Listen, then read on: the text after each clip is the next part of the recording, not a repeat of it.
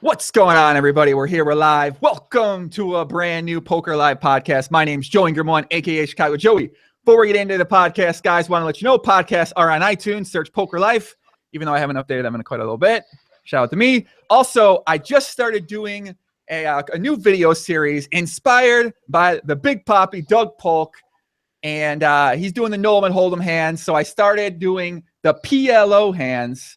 And I'm going to be going over PLO hands on there, some of the biggest hands. People just love these hands, man. They love seeing the hands. So I've already done a couple with Patrick Antonius versus Andrew Roble and the biggest online pod ever with Patrick Antonius versus Isildur. You can find that on my channel. Link will be in the description below. And that's it. That's all I got. I got nothing else. Let's get into the podcast. Joining me today, you guys have been asking for some high-stakes Nolan Hold'em cash game players. And as you guys know, I don't even look on that side of the world. I'm looking at the great game of Pot Limit Omaha, but I decided to venture over there and we're getting a high stakes Nolan Hold'em player, guys. And we got a special guy today, man. You know, most people out there say you can't make it to the high stakes anymore. It's hard. It's impossible. You can't just go from micro stakes to high stakes in a couple years. But this guy right here has been able to do it. We're going to learn more about his story. He was born in Belarus. Now he lives in Poland, a former professional athlete, tore his ACL multiple times, which is literally my biggest fear when I play basketball. And on rehabbing on one of his injuries, started playing poker, 2014, worked his way up to the highest stakes, plays 2550 and 5100, and he's currently on the 100-200 wait list with podcast legend Bill Perkins. We're joined by Victor, a.k.a. Limitless on Pokerstars. What's up, puppy? Welcome to the podcast, man. Oh, hello. Thanks so much. Great introduction, man. Yeah, it feels actually pretty weird because when I was moving up, I was usually watching your podcast a lot just to learn from different players on their mindset and stuff like that. So it feels pretty bizarre to be in this now live with you. So it's nice. I love hearing that now. I feel like some of the guys that kind of worked their way up these past couple of years, they all seem to watch the podcast. They all seem to be like, yeah, I took this from Ben 86. I took this. Now people are saying I took this from Perkins, or I got this from this guy. I'm like, man, it's just crazy. It's kind of something I imagined when I started the podcast. Like, hey, maybe people will watch these and then it'll motivate them or they'll learn something from it. Oh, that's for sure. Also, like, it's just best way to when you're like after the session, you don't really want to watch some dumb movie and stuff like that. So usually when I travel or just go somewhere, I usually listen to some stuff.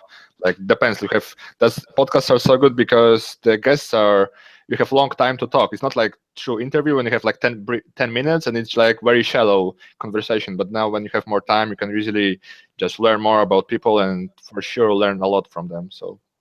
Yeah, man, your name's been coming up a lot when it comes to people when they make suggestions. They say, hey, get this guy on, get this guy on. I feel like your name's been coming up now for about a year. We got a guy in chat said that he is the dude I was talking in the pods for over a year. So it seems like people are really interested in your story, man. Oh, well, yeah. I mean, it was pretty crazy because I will never thought I will be a professional poker player. But yeah, it was super fast rise. Like, so basically I was since my childhood I trained handball. Like it's not very popular in US, but it's like pretty big sport in Europe. So and I was like, sports schools have like practices twice a day since I was like 15. So yeah, it was all I have been doing. But then and I was actually pretty good at it. I played on the European Championship, like U19, and then right after when I had my first senior season, so I was like right before making some good money with the sport, I tore my ACL pretty badly when I was like 18. And at first I was like super depressed because it's like never a good sign when you make a bad injury at the beginning of your career. So I was like pretty depressed. It also was like one of my biggest fears when I trained as well, same as you. So, but then like after a week of when I was like after surgery, usually it was like 1-2 months you need to be in the bed and just rehabbing. So at first, like I usually had like 2 practices a day, and now I had just like 1 rehab a day. So I have like a lot of free time. And at first, I was watching some like TV show stuff like that. But then I thought like it's not as fun. Let's make something. How to spell it? Let's spend time like more variable way. And then like my brother showed me poker. Like he told me, "Oh, Victor, maybe you're like bored. Maybe try this out." And yeah, I just registered, and I thought like, oh, maybe it's pretty funny game. And then I watched the Betray's Fault movie, and it actually inspired me so much about like way of living, like freedom and stuff like that. And I thought I can do it. So yeah, I just slowly, like first month, I was just learning the rules and stuff like that, and then I played some free rolls, NL2, yeah, and then since then, like basically every couple of months, I just move up, move up, move up. And then when I came back, like after a year, I was like on NL200, stuff like that. Then I got and then I felt like I have a little like problem with adjusting, because before that I was usually just learning on my own. So I was looking for some Skype groups, stuff like that. I signed a deal with a coach like Paul Otto. He's like a pretty good guy. He's like a German guy based on GTO. And then yeah, and then this was basically was my hobbies, but I still was starting to doing some to earn some okay money with it. And then yeah, when I came back from handball, I actually was like mid-stakes player, but and then I thought like NL1K plus it will be just like insane, because I thought I'm not very good in maths, so I thought maybe on those stakes it's just unbeatable, only professors playing, stuff like that. Mm-hmm. And then just when I started actually playing with them, I noticed that, oh, actually everyone is beatable. So I still followed it. And then since December, I was actually like shooting NL5K. I had like first like I don't know like 40K months or something. And then yeah, I just decided to switch it to full time for poker, especially when last season I was already in a team, in German team. I was like fully recovered from my injury. And it was very tough, man, because I have like 2 practices a day, and I was still wanted to grind. So it basically was like my day schedule was like I waking up like around 9 and 10 o'clock I have a practice, so I go practice. Then I come back like around 12, start get some food, and then grind until like 17 or something like that. And then 18 o'clock I have second practice, and then I come back like super tired around 9:30, something like that. And then I grind until like 3 or 4 in the morning, and then repeat. And then this was like half a year like that. It was insane. I felt like it was like one whole big day. It wasn't like, yeah. Now, And listen, then, I'm going to stop you there for a second. So, guys, yeah. listen to what he just said, right? He said he woke up, went to practice, came home, played poker till 5 p.m. straight, went back to practice, got home, grinded again till 3 a.m. Listen to what he said out there, because I feel like a lot of guys out there, they say they want to make it at poker. They say they want to move up stakes. They say they want to get better, but they don't want to play 3 fucking hours a day, man. And you're out there putting in 2 practices a day and also grinding poker hard and really trying to get better and trying to make it to the top, the high stakes.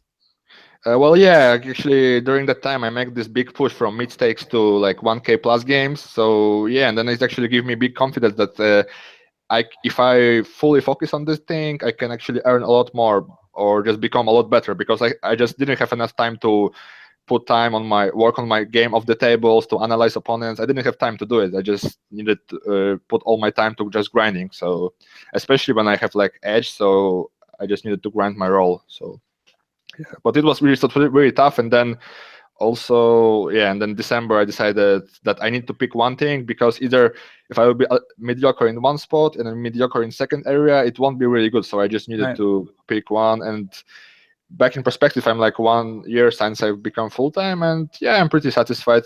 Although it's not as, it's sometimes really good to, this adrenaline when you play like big game of handball. You have like how to say it, like a lot of fans, like they screaming your name. Poker is a little bit different in that regard, but it's also very competitive. And also when I make like pros and cons, and actually it's also competition, so I like it. I don't really like to do something without being able to compete against anyone. So that's something I really needed. And also it's very good because it's like individual sports, so it's all on you. So in team sports, it's always like teammates, like coach maybe don't like you. It's a lot of different factors. But then in poker, it's just basically it's all about you, and it's actually really enjoy it. So Victor, tell people how old you are. I'm now 22 now. So yeah. 22. Yes. I love it, man. I love it. So it was last December you decided that I got to make a decision between playing sports or being a professional poker player. Yes, correct. Yeah, it's actually, gonna be tough. It's gonna be tough because you're playing 2 times a day since you're 15, and you're Like doing it. younger, even younger, yes, because I have like sport family. So my father was playing, and yeah, it's basically since I was like 5, I knew what I want to do in my life. So yeah, I was just basically was didn't give a fuck in school about all of this stuff. I was just like, I want to be a professional athlete, and I was doing all the right things like diet, all those stuff, and it was actually very very depressing because I've been always like stretching after workout, like basically 100% picture perfect like professional life, but then I still got my hurt my knee like few times, and it was like pretty annoying. So yeah, and then yeah, it was really tough to decide, but I mean, you never know what happened in life, so you kind of need to be able to be open for new things. And yeah, it just yeah, it was pretty surprising for me as well, but I think it was right decision. Yeah. So when you started playing poker online in 2014, did you realize that most people look at the idea of going from the very beginning free rolls? You started fucking free rolls. Yeah. And then I never deposited. Yes. Right. So, I mean, back in the day, I think when I started playing back in the day, 2008, even before that, people were making these rapid rise. And I think I went up from 10 cent, 25 cent online to playing the mid stakes and definitely degenning, taking shot takes it higher. And that was sort of like a common story in a way back then, is you had these guys that ran it up pretty quickly. They would take shots, they'd get to the high stakes, they'd have all this variance. But in 2014, everyone's talking about the GTO solvers, and the guys have been playing for so long that, it's just, most people think it's impossible to do that. And did you not think it was impossible when you started? Did you always have that high ambition? I mean, yeah, actually, if I play, if whatever I do, I actually want to try it myself, not thinking about what other things, like let's say a guy will say, oh, you can't do it and stuff like that. I always try to try it myself. And then if I not do it, then okay, it's not possible. But then it's always like that. And as well, I don't really like those forums. Like 80% of people are usually just some NL2 players who are like frustrated. Like then obviously it's just, you can't really think about, you need to try it yourself and then see for yourself if it's possible or not. It's just how it is. And well, yeah, and then of course I thought it would be tougher because the best times were like before Black Friday, when just money was just super easy. And also sometimes I'm kind of sad that I haven't started in that time, but I mean, it is what it is. So to be honest, it was ridiculous that people are saying like it's tough. Like same with like Zoom 500, they're saying it's like unbeatable, but it's super beatable. It's ridiculous. I mean, I don't know. I can make some promise or something. It's just, yeah. I mean, I think it's all about how much time you put in it, and that's it. Yeah. I mean, I say the same thing, man. It really is all about how much time you put into it, and I don't think people really realize like how much time some people are putting in. And most people don't realize like some people are putting in 8, 10 hours, 12 hours every single day. They're thinking about it 24 hours a day, or they're thinking about it all the time. They're talking hands with friends all the time. Yeah, I mean, I usually have like sometimes, let's say I had like a friend with I was moving up, like with mistakes, we talked a lot about strategy, and it was sometimes I was like exhausted after my session, like 2, 3 in the morning, and then he Skyped me, hey, Victor, maybe you want to check some hands? I'm like, yeah, sure. And then we discussed some hands until like 5, 6, and then there's some fish sat, and I needed to play again. It was like, never-ending story. So yeah, it was all of my time was consumed in this, especially when I was like, at first I was super hungry to play when I was finally full-time. So yeah, I was basically in a lockdown mode for like half a year or something. Yeah. But I mean, there are some downfalls for it, like being such a no life. But I mean, if you want to be good at something, it's just how it is. So right. I mean, I'm pretty big into the idea of sacrificing to achieve something great or achieve something excellent, or really chase after something that not many people really get to. And that does take sacrifice. It takes sacrificing some things out of your life, some of those fun moments, or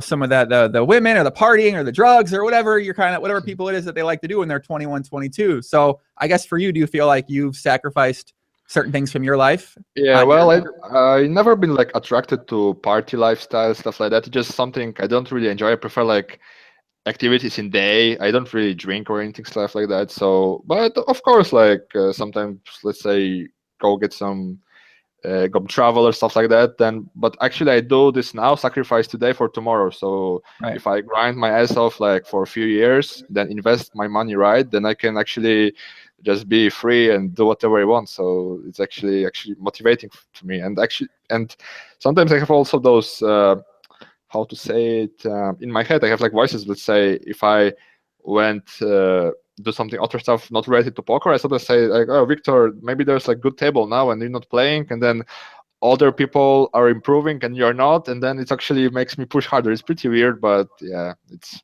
I mean, I sometimes can't really relax because of that. But I felt that way for about 7 years, man.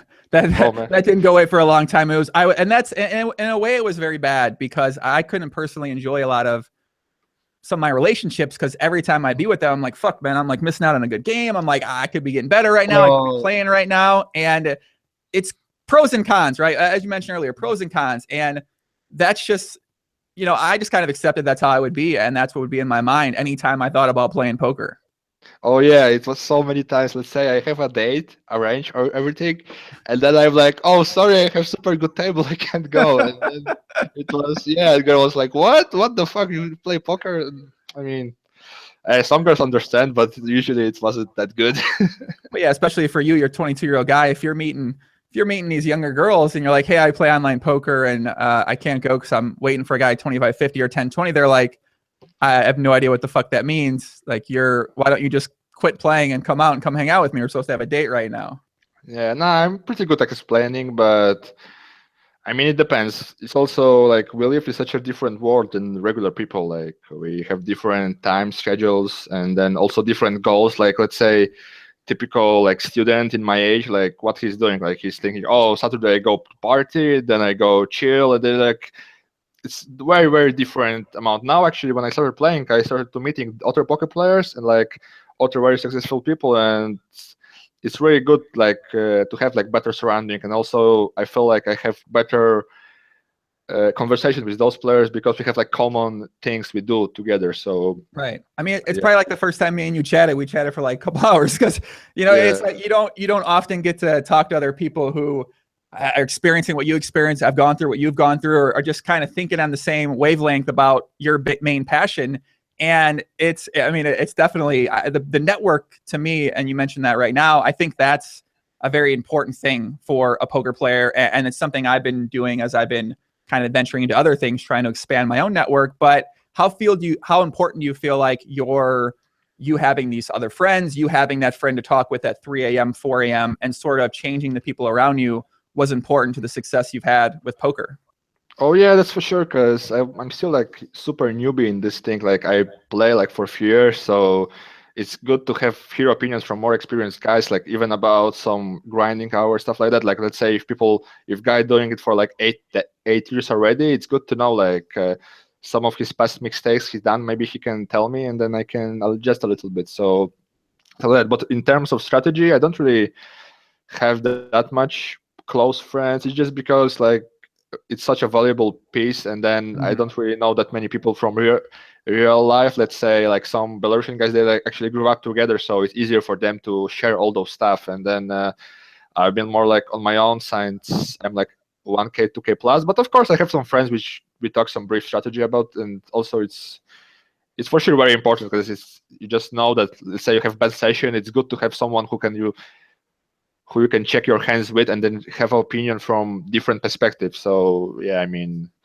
it's very important, but I don't think it's like super crucial to improve. Like I'm pretty not sure if you guys done it just on their own. So it's but it's but I think like when you play like some live MTTs, it's very important to have like circle of friends who you can like maybe share some ideas who you play against, stuff like that, because you don't have really any info, especially when you're starting up. So yeah, in terms of that, it's pretty important.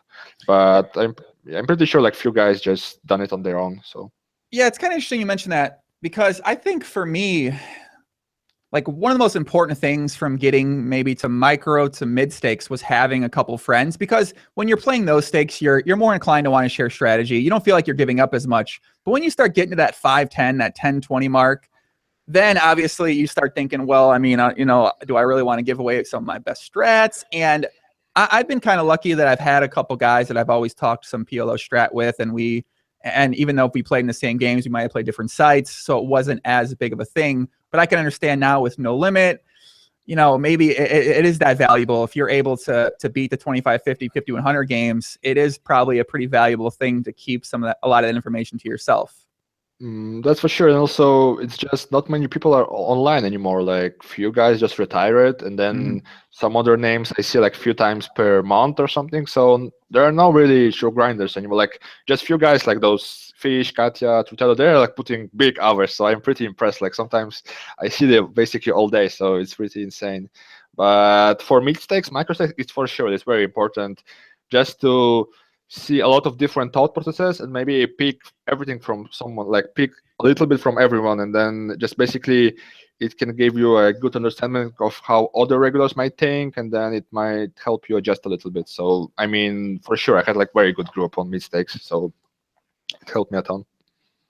Paul Thrillington says, Puppy, can you ask how much he relied on coaching moving up? So you mentioned you did you had some sort of coaching deal, I think, at this when you got to mid stakes. Yes, I have like the German group, and well, what's good about it is that it's not like some exploitative weird stuff which they will tell you some strategy which was working like few years ago, and then they will not be able to explain. They just give you like so few tools how you can on your own like improve. And I think like first push, like first few months it was like big, but then actually I always have like some different ideas how to play, and then even though we not always agreed on the strategy, but it always have to nice to have like good Skype for like forum which you can post your hands. Yeah, I mean, it makes it more professional. Like, you never see an athlete which just, let's say, he trains on your own and then he runs 100-meter like on Olympic games, right? You always have like big stuff of coaches and all the different tools to learn. So it's like with everything. So it's better to have like structure thing like Google Drive to share some ideas, some hands, like to have it like more professional way, I guess. So I think you mentioned something interesting, which is that you take things from other people, and just because you have someone that's coaching you or you have somebody that you're reading or listening to, you don't just take what they say word for word and try to just implement it. You take the idea and then you put it into what your own approach is, and then you figure out your own unique approach to the situation using those things as guides or as inspirations for an original idea of your own. Yes, even at first, maybe if it's not the best solution you came up, but it's yours, so you can always like change it a little bit and try it. At least try if it works. Like, you can't be afraid to do some weird move and then, okay, I played a little bit, it didn't work. Okay, let's switch it back, and then it's like that. Yeah, I'm a big proponent of you grind through those weird moves that end up in negative BB per 100 situations, and eventually you can grind them up and they become positive big blind per 100 situations, and they're unique to you and they're unique ideas that you've come up with and you've grinded through and you've tested what lines work against what players and what don't, and then it becomes something that's very powerful for you to use when you're playing. Yes, right. And then also, like, when I was starting up, I was started finally to battle more people like on NL20, on NL2K, and then at first I was losing some, but then it's just basically volume, because you can't really grind a lot of hands per hour just with fish, because you end up like playing maybe 10, 15K hands per month. So, and then I will get rusty. So I always need sometimes to play also like tougher lineups just as a learning tool to improve. So maybe right. That was one of my biggest learning tools as well, was just playing against good players, battling against good players. And it's kind of counterintuitive in 2017 because most people preach so much about table selection, so much about like those type of things. You don't want to play in not good spots. And what most people really don't realize is that you get much better playing against, and sure, it's gonna be high variance. You probably are losing to begin with in a lot of situations, but at the same time, it's much better off for you long term. And I think most people just don't see that, though. Most people don't really realize that. Yeah, well, I was pretty table selecting pretty hard, like when I was moving on, especially because I knew that I'm not very good player yet, so I rather pick better situations. But yeah, as soon as I started to gain more confidence, then of course it is how it is. And also, I will be super bored to just sit on my PC and then don't do anything. So I rather always like try to play something. And now maybe when I reach that point, I will start to learn some new games to have like new challenge. And also, I mean, the competitive aspect sometimes it's like ego, because you don't really want to sit out another guy. So I had like some point when I played like all the sides, and I always wanted to sit. So it was, and then I ended up like playing 8, 10 tables like free-handed. It was like not special. And also it was funny because let's say at 10 morning I play with some like European guys, then they finish the session around like in 5 hours. Then some new guys come, like Swedish guys. I play them. Then it's like 10. Some Australian guys come, I play them, and then it's like you don't want to sit out at anyone, and then you end up like making those long sessions. Yeah, are there any Canadians that still play No Limit these days that are Canadians, Americans that are playing a lot? Oh, I see sometimes in the lobby like Canada, like few guys for sure, but I don't know if they just live there or not. But I see the location like a little bit for sure. So Yeah, I'm trying to think. I think F My Life. I think he's actually American guy, but we were talking about him maybe. before. Yeah, I see him. So many guys like migrated, so you often see like Malta, some UK usually, and then you can't really know if they're like. Sometimes I Google nickname to see if they're maybe being something like, this take chip guy. I didn't knew he was playing some nosebleeds, and he just run it so high, and then it's just funny. Yeah. So do you know about a take chip then? Well, I don't know him personally, but we play at little bit against. It's pretty nice that when you play now, you have all those like names, so it feels good. Yeah, he was playing. I think when I first started playing, he was playing mid stakes already, and he was always like, as I was moving up No Limit, he was always a guy I'd play with and would just like kill me. And I'm like, man, can't beat this motherfucking guy. And then he started playing the great game of Pot Limit Omaha, and I got to put some revenge on him because I'm like, oh, perfect. I'm 3-betting him every fucking time he opens. I'm in position. That was kind of my thing I did against when No Limit Hold'em guys who would beat me pretty hard would come over. I would always just 3-bet them in position all the time because I just wanted to get them back for their punishing me at No Limit. Yeah, I just think like it's just my guess because I haven't played Omaha that much, but I think Hold'em guys will be tough because you have all those pairs in Omaha. In Hold'em, and you have pairs like pretty good. So I think the Hold'em guys might end up like calling too much or something like that. Maybe that's the case, but yeah, well, a lot of times they're just going to have some kind of like they're going to be kind of weaker at understanding exactly what to do on the flop with certain parts of their range. They're going to know how to play the top part of their range. They're going to know how to play the bottom part of their range, but they're not really going to know how to play that middling range quite well. And you're just going to be able to take advantage of them in a lot of flop, turn, and river spots, and they're just not really going to know what to do that well. All right. Have you thought about playing the great game of Pot Limit Omaha? Obviously, I have to ask everybody in the world about it. Well, I played like maybe 100 hands in my lifetime, so for now not. I think for this year maybe not, but because there are still like a lot of action for Hold'em, so I just need to grind my roll, and then. But I'm for sure like the more I will come, like I don't plan to quit poker, so I think I will play like 10, 20 years. Then I will for sure have time to learn everything. So it's good, but I actually don't like that you can't overbet in Omaha. It's not nice. I want to be able to bet how much I want every time. So the most you can bet a raise is the size of the pot. Yeah, you can't just jam. But it has like 4 cards, so I guess this is compensating. But I will learn at some point for sure. I even talked with one friend about possibly like making arrangement which I will teach him Hold'em more, and then he will teach me Omaha. But Victor, if we've learned anything, it's you better get the coach. Better make sure you get the coaching on the other side of it, because you don't want to have up in a Doug versus Ben 86 situation. Oh, I've heard that. Yes, it's funny to follow that. You do not want to end up with that, man. So we got a lot of questions out there. I see a lot of regulars out there. Appreciate all the comments. Appreciate all the questions. I see King 10 of Clubs mentioned. Obviously, he is one of the fucking craziest grinders consistently for years now. He's American. He's from Georgia. Big shout out to him. Eventually, we'll get him on the pod. Very good player. Yes, I think when I was starting like Pokerstars, I started playing there. Yeah, he's one of the guys I respect how they play. It's good. Dude, he's been grinding 10 years straight, man. He's just a fucking machine. Been starting tables for years, been battling for years, been advocating people stop sitting out for years. It's he's certainly who are some of the top guys at 6max these days? Because I know people always talk about the rankings. They talk about who's good heads up, OTB Red Baron, and Trueteller for Haley. So who are kind of the guys right now who are considered some of the best? Yeah, it's just easy to see, like basically you check the lobby and who is sitting out like on the table. So basically it's good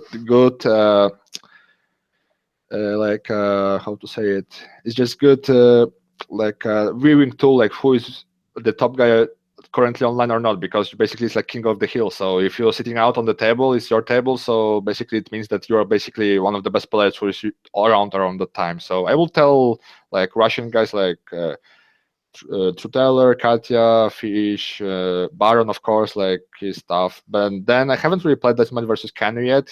He's been like a few times, but I mean he's very good for sure as well. And then who else? Like not much, like 5, 6 guys, but always it's like that. Uh, hmm, who else?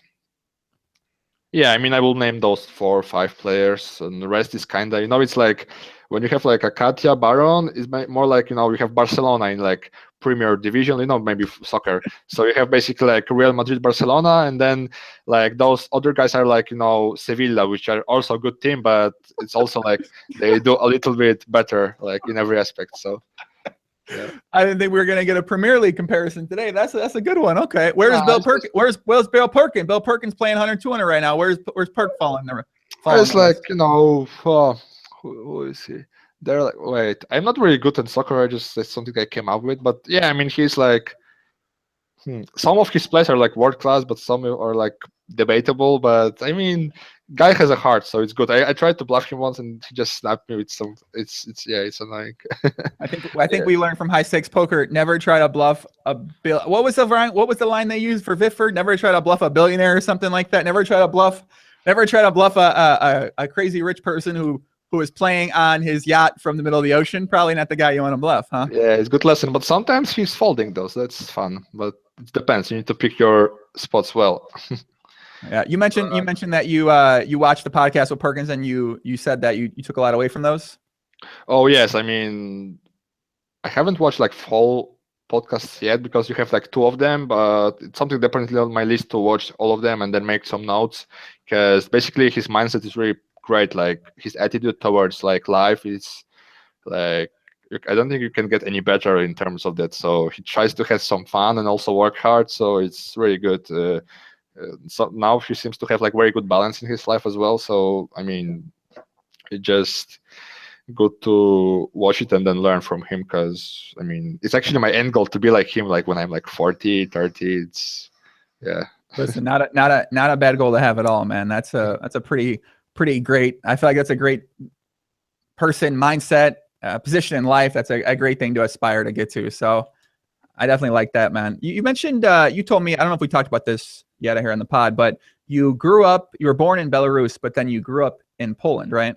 Yeah, I basically have like 2 passports now because I was born, so I have like a Russian heritage, Belarusian, because it's like almost, yeah, well, they also speak Russian, so it's more like this culture. So I was born there, but then because my father was like a athlete as well, so we traveled a lot when he was changing teams and stuff like that. So, and then he finished his career in Poland, and then when I was like 5, I started going to school there, and then I just grew up there. But then when I was like 15, I moved to Germany to play handball, so pursue handball like career. So I was like living alone, so I was like 15. But wow. What where are you living at in Germany? In near Frankfurt in Wetzlar. It was like a Bundesliga team. I had some tryouts for them, and then they took me, and yeah, since then I was basically like their player. But wow, so you've been living there by yourself without your family since you were 15? Yeah, it was actually tough at first because I always get used to mom making a dinner and stuff like that. But now it was all of a sudden that you are like living alone and in different country, because I couldn't speak German back then yet. So yeah, it was not easy. But I mean, also you don't have really time to complain because you have like those practices. You need to learn language. So, but it was always something I was preparing for when I was like a kid. I was dreamed about going to this big team and then moving up and then play my first big game. It was, yeah. I was right before this like big moment which you were like playing on high world class level. So like I was right before that, but then those fucking injuries pushed me back a little bit. But I will come back. But it's different when you don't have other alternatives. Let's say you need to do it, and then you just basically you don't give a fuck. If you have like big practice, you just work your ass off all day, and then when I started actually earning good money from poker, it was a bit different. I didn't have like this fire that much anymore, like, because if I wouldn't be a handball poker player, handball pro, then I would never saw myself like working in some fucking shitty job. So this way or the other way, I will need to make it. So I had this mindset that no, I never had like plan B or anything. So it just, yeah, it makes me push even harder. So. Man, it's crazy. 15, living on your own in Germany. You don't speak German. They do speak English there, but it's not like good English. They just speak some English there. So yeah, but it's not hard to say links rest when it's like you play on the pitch. It's pretty easy to communicate, so it wasn't like big deal. But for sure, like at first. So I guess when you're 15, 16, you're doing 2-a-days. Most of your life is built around training, about eating, around just around playing sport then. Yes, for sure. But I really like it. So I had like every practice, I had like a lot of big enjoy. But after those injuries, it makes me a little bit more pain when I played. So it wasn't as enjoyable anymore because it was always like this grind when you need to go like PT, physiotherapy, you need to foam roll all those areas. So basically half an hour before training, half an hour after, then you need to warm up a little bit because at the beginning of the practice you have like those fucking pain, and yeah, it wasn't as fun and enjoyable anymore as it was in like young ages when I just didn't care, can just came 10 minutes before practice and then just play, right? And it wasn't like that anymore. So you tore your ACL 3 times, you said? No, 2 times. Like 2 times?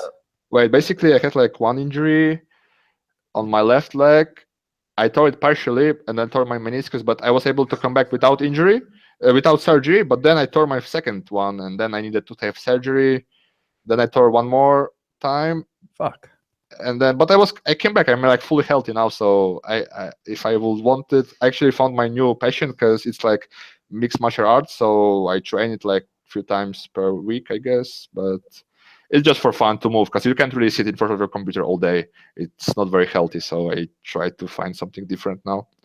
So you started doing mixed martial arts? Yeah, mainly a ground game at the moment because I was always liking the idea of, it's like you can spar very hard, but it's without hitting yourself. So it's at first I want to learn this one, and then maybe I will add some more stand-up skills. But yeah, which discipline did you say you're doing right now? Brazilian Jiu-Jitsu mainly. Okay. And then they have some like wrestling in it as well. I've studied it for science few months now. Yeah, I guess it's probably hard for you as someone who's been doing athletics so often, and you love it. You love the competitive aspect. You love training.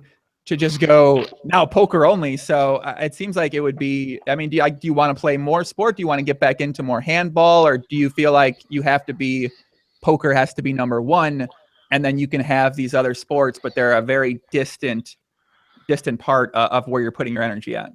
Yes. I mean, for sure, poker is the main thing now. Like, if I will be in the place when I can actually, when let's say I reach my goals and then I can chill a little bit, maybe I will be like full-time fighter. Who knows? Like, because some guys in UFC they start their careers when they're like 30. So now it's just like slow hobby, which I'm like practice just to keep my body in shape. And then obviously I don't eat like very bad food, so it's also helped me preserve all the things I worked on since like I was a child. So I don't really want to blow out and stuff like that. So I try to keep it in check. But it's just hobby for now.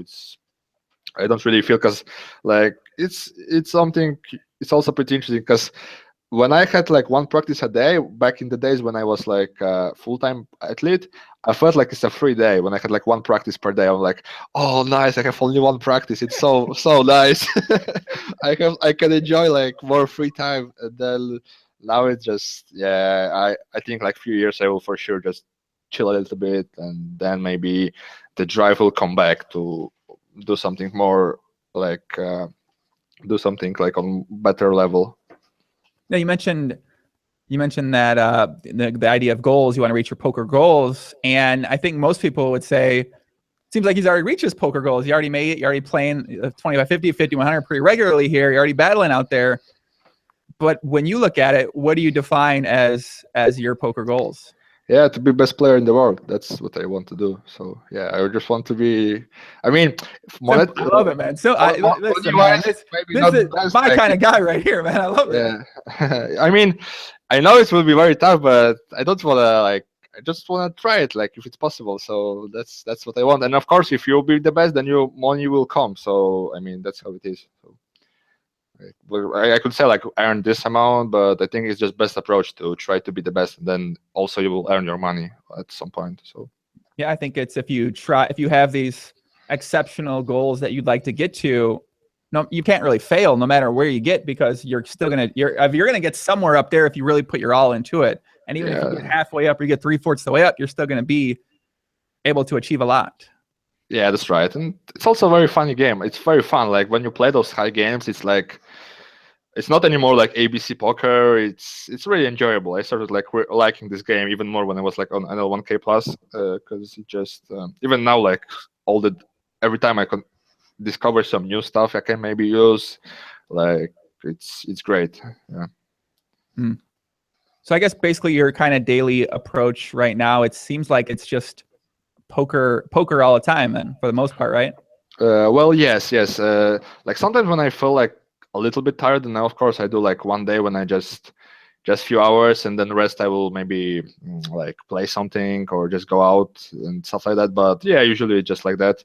And also I played like second time live poker now in Prague, and I actually really enjoy it. It was I really like tournaments. They're very soft, and I think I will put my mind into it. And then let's say if I feel like making a little break, then I will just go play some live tournaments, and then we'll do it like that.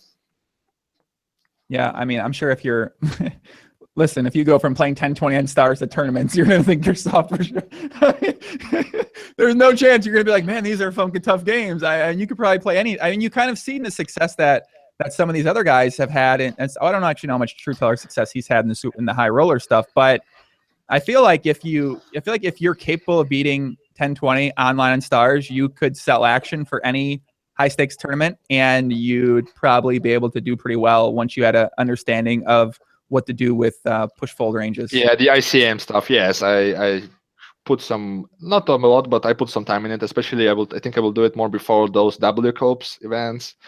And also, like hourly is not as good as you might seem to be, because I actually decided to grind my roll so I can play like 10Ks on my own, and then maybe push it a little bit more. Like every APT I would then play those. But now it's just more, yeah. From time to time I will travel like a few times per year maybe to play. And yeah, it's also that when I started to play, I maybe played like maybe 10 tournaments in my lifetime, because I only played cash. I never played anything else. So yeah, I think it's also helped me work a lot on those 100 big blinds, 40 big blinds stack decisions, because I always do it. So yeah, that's kind of what I found when I tried playing some PLO tournaments, was that it really made me think more about 40, 30, 20 big blind effective PLO. And then when you sort of translate that to cash games, and you do play against some regulars who have that stack size, you play against some fun players who have that stack size.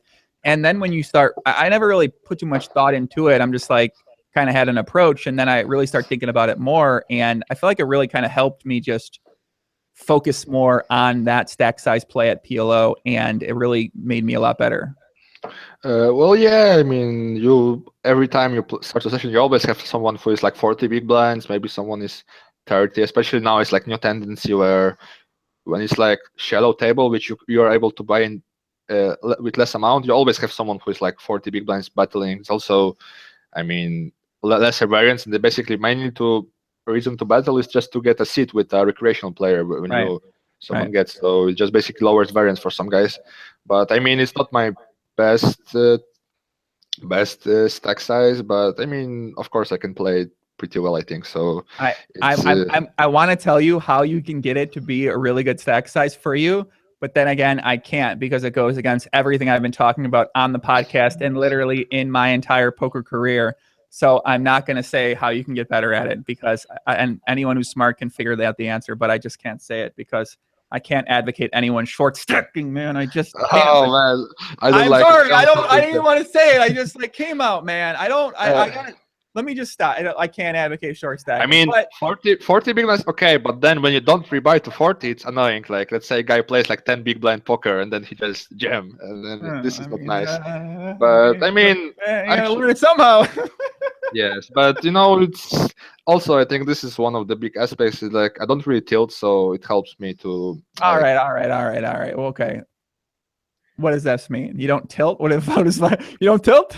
Nah, I mean, yeah, I'm pretty No. chill. So yeah, I mean, of course, I can usually when I do mistakes on my own, then maybe I'm getting a little bit like passionate, but not like tilt in in the things like I start doing some bad. I think I play pretty well. Actually, I might play better when I'm like losing because it's actually makes me wanna like play more. But yeah, actually, because like in comparison, like since my childhood, I had like a lot of like those experiences when I have like some tough days when you need to grind them through and stuff like that. So I won't get affected by some random poker hands which I just lost, and then oh yeah, oh my god, what else? So it's basically don't really touches me. It's like just fun. Sometimes I even like I just have fun by playing. So it's not yeah, it's not like makes me mad or anything. Science, Sanders ACL surgeries.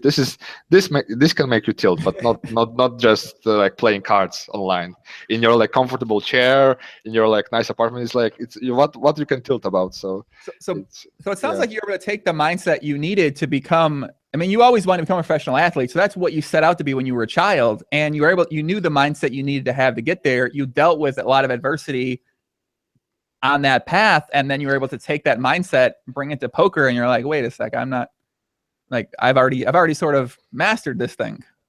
Yeah, I mean, sure, especially like when you see the like line of players who play like poker. There are not many people who are like fully professional and stuff like that. Like in Bang bang. comparison like to other areas, let's say someone wants to be like world class lawyer, he will be like from the book. He will do everything what's needed, right? And then in poker, it's like not like that. It's not as competitive as many people think. So I think it's pretty easy to move up actually. So yeah, especially so. You hear that, guys? It's pretty easy to move up, man. I gotta give a couple of shouts. I see some hardcore guys in the chat. I see my buddy Digital Fox out there, always showing a lot of love on 2+2. Much fucking love, Digital Fox, man. I got a lot of love for you, David. Appreciate all the shout outs, all the comments, man. Couple guys out there, my buddy Big D, Dan Yager. What's up, Big D? He said that Poppy doesn't tilt either. Yeah, so Big D and me used to play back in the day, the full ring tables, and I cannot say I had that same quality in myself, Victor. I was known to put it all in any two cards pre-flop at the time back in the day. So no one was trying to make me fold a hand. That's for goddamn sure. And the Nits flourished through that. So fuck you, Nits. That's all I gotta say. Yeah, I recently also started jamming some pre-flop stuff, but yeah, I'm not sure if it's good yet. But yeah, I found myself also doing it, but it's more like thinking it's plus CV, not like. But yeah, but then some people might think it's like weird jam. But yeah. I don't know if I want to say, I guess. Okay. So what you said right there is literally one of the most interesting things, and people are going to overlook it. But what you just said is something very interesting in that I think that me playing such a how do you want to call it? Psychotic style of poker. And then I brought that over to PLO. And so I already had a ton of spots where I would just be in these 3-bet and 4-bet situations with just awful part of my range. I'd have just awful hand, but I would know how to navigate it from a lot of experience in terms of getting people to fold, seeing what lines worked against what type of players. That when I brought that strategy over to PLO, once I got a lot better at PLO, I was able to utilize that part of my game plan I had, and I was able to probably play a little bit very, very loose against certain players, but I knew that I was able to take advantage of those certain players on the flop and on the turn just because I've been doing it now for 8, 7, 6 years. And I think most people might see it. They might see it initially like, man, that's a terrible fucking play. But in actuality, it could have been a pretty good play against that certain player. That's right. I mean, you need to be able to make people tough decisions, but I think it's more true for like mistakes because there people might overfold a little bit, but like higher, they don't really care about money that much anymore because everyone is like rich, like everyone is who pedalates. Like at least what I think that if someone is grinding like 10 years high stakes, those NL5K is not that much after he played some nosebleeds on like full tilt dates. So he just basically he can call you down. So it's not that. No, that's definitely that's a good point. I think at mid stakes, people are much more apt to just accept a lower variance. They don't really want to fight for every spot. And then once you start playing the rich guys, 25-50 and 10-20, those guys are battling for every big blind. They're battling for every small blind. They're they're really out to compete and win in every spot, and they don't mind increasing the variance a little bit to fight for a situation where they think they have a read, or they think they have a better understanding of what your range is. Yeah, like I've done the same with Trueteller today. I spew it a little bit versus him, but yeah, he played. Fucking Trueteller, man. Fucking Yeah, I Trueteller. mean, super smart. Like, it's very impressive. He can play every game. He sits in the lobby. Like, you check his, like, you search him. He's like triple draw, Omaha, heads up, every game. It's impressive. Yeah, I mean, he's someone who just hopped in the highest stakes and just getting better by getting better. I mean, I don't know. I don't know. I don't think his PLO results at the PLO high tables have been that strong. But I mean, he's got so much heart just hopping in the games, as you mentioned. Playing the game too. Yeah, it's not like everyone, when I usually see him often, then he just sits in the lobby. So it's not like when he hops up in PLO, then all of a sudden people play him. Maybe he's not as good, but not many people are willing to play him. So yeah, it's interesting. That's definitely true. A lot of people here are asking about, I think some people ask the same question like 7 times, and I normally don't ask them when they do, but I guess I'll ask him where his study habits were transitioning from mid stakes to no limit high stakes. Well, I am the type which maybe it's just like good talent or something, because I usually just learn by playing. So basically, I play it a lot, and then when I have some tough decisions which I didn't know what to do, then I just mark and then I discuss, and mainly like that. Because to be honest, yeah, like mid stakes, I haven't really studied that much. I just put like a lot of hours, and then just playing. Well, now I'm studying more, because there's like a certain point which you can't really just beat people purely on skill. You just need to get better on math and those type of things. But before that, like micro stakes, low stakes, yeah, I watch some coaching videos, like sweat sessions with some people on my level, and then maybe a little bit better or worse than me.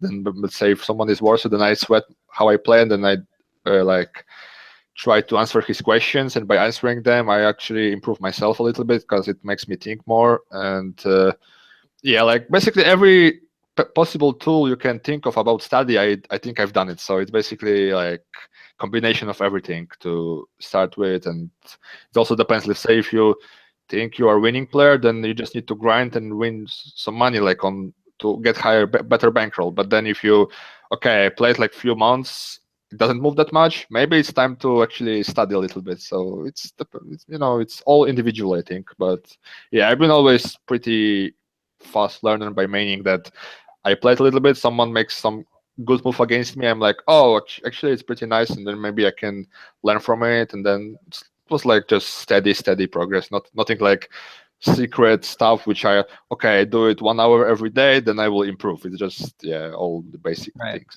That's very, very similar to me too. Very similar to me. I feel like a lot of guys are really deep into the studying. They've been deep in the studying, but I've seen like a lot of the PLO guys that aren't American are pretty kind of like similar to that, where they just like play a lot, and they study some, then they play, they work on the strategies, they play. It's always constantly developing. There's really no secret source of where it comes from. But I know that's not true for some guys, because I know some guys are working pretty hard with the programs and stuff like that. And this is something we talked about the other day, was that how important do you think it is for the whole GTO? Everyone's all about GTO now, and they want to play GTO, and that's like this big obsession, this big buzzword in poker right now. And how important do you think that is for guys at the small stakes? Because I talk with some guys who are playing $50 $1, 2, who are like obsessed about this stuff, and I'm like, I think you guys can like chill on it for like, I don't think you need to really.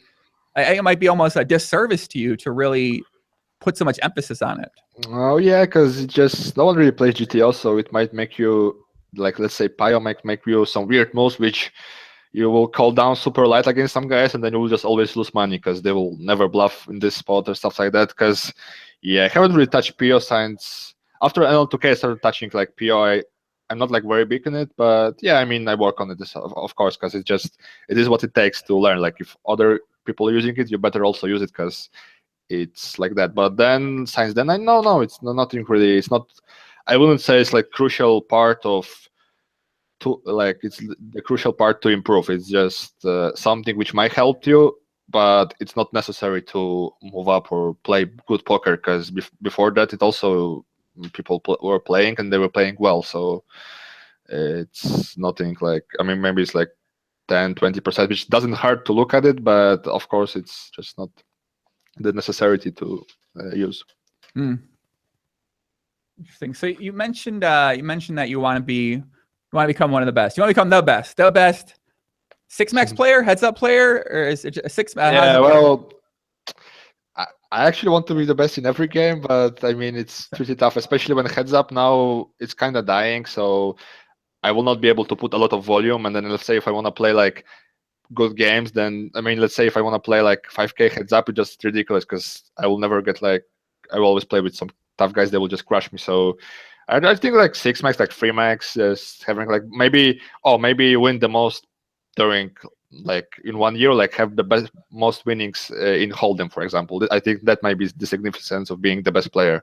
And yes, like that. I can... Decent goal, a decent place to want to aim for sure. That's for sure. I mean, top winning. Hey, decent place. As you're saying, like the other way just will help me because even if I don't reach it, I will do the best to do it, and then by the way, it will still be good. So yeah, it's like that. Where do you think you fall into place now amongst the 6 max, 3 max, 4 max sort of pecking order? If you had to, man, I'm humble, so it's not very good. Like let's say, especially when those guys have some fucking infinite bankroll, so they can just play you all day, and then I need to pick my spots still. But yeah, I mean, I will sell top 10. I think I'm top 10 for sure. So yes, like that, but I don't really like, especially when it's not like competition, when you can basically see the rankings, like in tennis, right? You're winning all these tournaments, it's no variance involved, so you can basically see who is winning the most this year and stuff like that. And poker is kind of different, so yeah, very hard to name yourself. But I mean, I play a lot of players, so I think I have good EV in some of those games. Especially like 100 big blinds, non-anti. Anti, I need to work a little bit on still, but especially because I never played the game before. Like when I was at your size, they don't offer anti games, so it took me some time. But I think I'm slightly getting it together with those games as well. Yeah. When you came up, were you just playing Zoom, or were you mixing in Zoom and regular tables as well? Well, I haven't really played on Stars since on NL1K Plus. I started playing Stars more because it's just more games, stuff like that. I was usually just playing like regular tables, like 6 regular tables, like party 8 stars as well sometimes. Yeah, it was basically like that. Now it's just annoying because I don't really like the new changes they done, because I actually never had any Rakeback on stars since I started playing. It's ridiculous. And then I think I will make like Supernova Elite with ease on this site. So I really hope like Phil Galfond will create something good. And wait. Yeah. You never had Rakeback? Yeah, like NL1K Plus, they don't offer Rakeback, and I forgot. And then it was it's ridiculous. And other sides, same shit. Like Science Stars done this change. Every other side is also like cut it, and then like never for my career, I never had like good Rakeback deal and anything like that. Yeah, so it's annoying. That's crazy, man. That's crazy that you basically like came right after where you could have been making an extra $120,000 in Rakeback. I will get like Supernova Elite like just like that, because it's just. I won't need to like say, okay, I will go for Supernova Elite. I will just play, get my regular grind, and I will still make it. So yeah, it was. Yeah, that's so crazy that I mean I sort of just kind of forgot about that a little bit, but I mean once you get Supernova Elite over 2 years, it's basically like $250,000 there. You just don't have, sort of thing, right? It's like an extra $250K you would have had over 2 years. But I mean, of course it would be nice, but they don't need to provide it. So it's basically. Like they can do whatever they want. That's just annoying that there's no big alternatives. So let's say if the one side will offer this kind of deal, and they will also offer the same service with games, and then other side will not offer this, but will also have the same games, then of course the player pool will switch to other side. But now it's just no alternatives, and that's why it makes them able to do such changes. Because basically, I think the Rakeback started when the poker market was like competitive, so people wanted to attract players. That's why, come to us, we have this deal, come to us. Because before that, this was like big thing. Like, sorry, my English is not as good, like it's not very fluent. It's like before that, I've heard like about some ridiculous deals on iPoker when you can like earn like 100% plus Rakeback and something like that, which just people keep grinding and just earn a lot of money from that. So yeah, I don't know the Rakebacks. I don't know, like I think the best decision I made was when I stopped looking at VPPs, when I stopped looking at FPPs, when I stopped looking at the Rakeback, anything. When I stopped living for Supernova Elite and I started living for win rate, that was the best decision I ever made. So in a way, it might almost be a good thing. I'm not standing firm on that statement. In a way, it might be a good thing that there isn't Rakeback that exists, because it forces you to work harder at your game to win at the higher stakes. Whereas before, you may have been a little bit complacent, knowing that you could make that Rakeback from the games. Well, yes. I mean, also, like, to be honest, I was like super fish on regarding this Rake stuff, Rake system. Like when I was like NL100, I was like, okay, let's play good, and then I didn't even care like how much they rake me. I just wanted to play, and then I mean, now I just noticed like when I, let's say, I finally opened the log, like on Hold'em Manager, I opened the sheet where it's like how much rake I paid, and then I found out that, let's say, on 88 I paid the same amount of rake than the amount of I won, and then it's like on mid stakes, so it's ridiculous. And what can I do? So right, I mean, that's kind of what it is. Is that what can you do? I mean, people say like, "What, how much rake you pay?" I don't know. You don't look at it. I'm looking at how much money I'm making. I'm not looking at how much fucking rake I'm paying. Yeah, maybe only if it's like super ridiculous, then I think it will be just known that the game is unbeatable, and then you won't maybe not be able to play it. But and also when I like pick a side which I wanna like reward, then I rather pick like different side and play there, then just like, let's say, if I want to play a regular with some guys who play on Star, then I rather go like on Party somewhere, or like 888, maybe 888, not bad example, but like microgaming, which they actually offer you some Rakeback deal. So like yeah, they need to change it. At least like 300, 400, they need to increase, like give something, because it's just ridiculous. You play those high variance games, like, and then you don't get anything. It's, yeah, I mean, I don't like the Stars, but I mean, one day, maybe we can work something out with this. But yeah. Yeah, man. As you mentioned, Phil Galfond, I think he put something out. I think the third site. This site isn't coming to the third quarter, I believe he said something like that. Which, whether it even comes in the third quarter of the year, I don't know. It's kind of been pushed back now in terms of where I initially heard a little bit about where it might come, when it might start coming out. So. But honestly, man, I feel like if Phil Galfond's site comes out, it's going to be a site that will be an extreme positive for the cash game. Yes, of course. And they're like saying, oh, it's like site for Money 1, so mainly regulars will play. But guess what? I play regular, so it won't really change. So let's say I really want to have like action move there, and then yeah, it will be a great idea.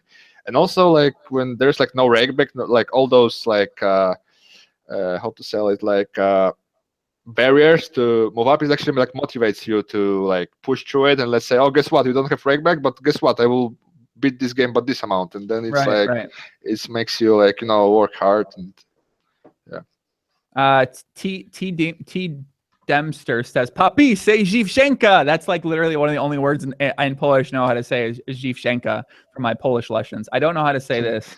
Dziewczynka is like girl. Yeah, I know how to say that. Shout out to the girls out there. I don't know how to say Shishgard Bizemi. I don't know how to say that. I can't try that. Konsti H17 says, "But Papi, isn't it overall worse if there is no Rakeback? Makes sense that it is better for the individual because you have to get better." So I honestly, like, my first thought